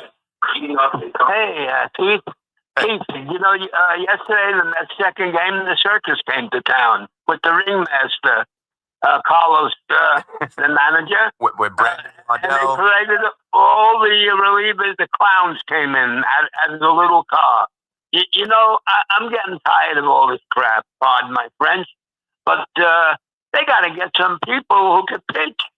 I could see he messed up the first game. What are you doing in the second game? You're just handing them, take it. Take a double hit from us. He's just playing. Thanks for the call. He's going to who he has. He's playing the hand that he's dealt. It's a bullpen game. Like they've been ravaged by injuries. It's a bullpen game. And like I said, it worked against the Yankees. They were able to survive against the Yankees with Brandon Waddell and Justin Hagenman and Dickie Lovelady and but not today. Not today. And not against most Major League Baseball teams. Brandon in Lincoln Park got in there. What's up, Brandon? Hey, what's up, man? How you doing? I mean, Good. Are we going to praise Anthony Volpe for one slide? We're not praising him, but we're going to give him credit for a good slide. Can I ask you one question? Why was he on second base? Because he made the out before, right? Okay, so he still sucks. Thank you. Yeah, congrats. Like, you suck. Like, are you a Major League Baseball player? Like, you called WFAN to say that Volpe sucks. Awesome, bro. Like, they won the game. And like I already said multiple times tonight, the captain, the GM, the manager, like, I'm not going to keep piling on as a fan of the team that knows that they're in lockstep as far as supporting this kid. So, like, are we going to praise Volpe over? No, but like some of you guys, I get it. Like, you're crabs, you're negative just in general. Like, if that's what you get enjoyment out of doing, do it. But as the host of the show, there are so many other things to talk about besides Anthony Volpe's struggles because we've been doing that for the entire season. Justin in Floral Park, are you there? Keith, can you hear me, brother? All right. I don't know what happened there. That was so weird. Anyway, Keith, two things. Quickly, Soto, thank you so much for your comments because the T-shirts keep selling. He is an ASS. That's all I need to say about that. Secondly, Keith, Who are we getting at third out of these three? Because I think Suarez is a dream. I think Arenado's not happening.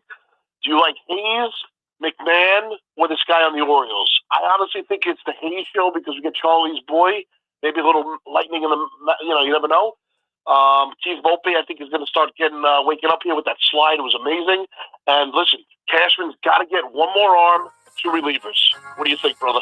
Thanks for the call. Yeah, I think Eugenio Suarez is a rental, and he's going to be the top guy that anybody's looking for. He's a power hitter, and I think the price is going to be too high. I think the Yankees would settle for a Key Brian Hayes or Ryan McMahon, or literally settle for a Jaimer Candelario or Nicky Lopez type coming up, and they're going to move on from Peraza. They'll even move on from Peraza with Yorbit Vivas.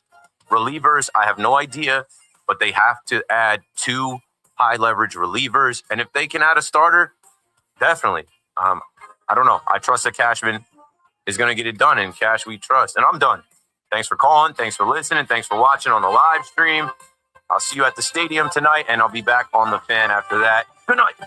Sports Radio 101.9 FM.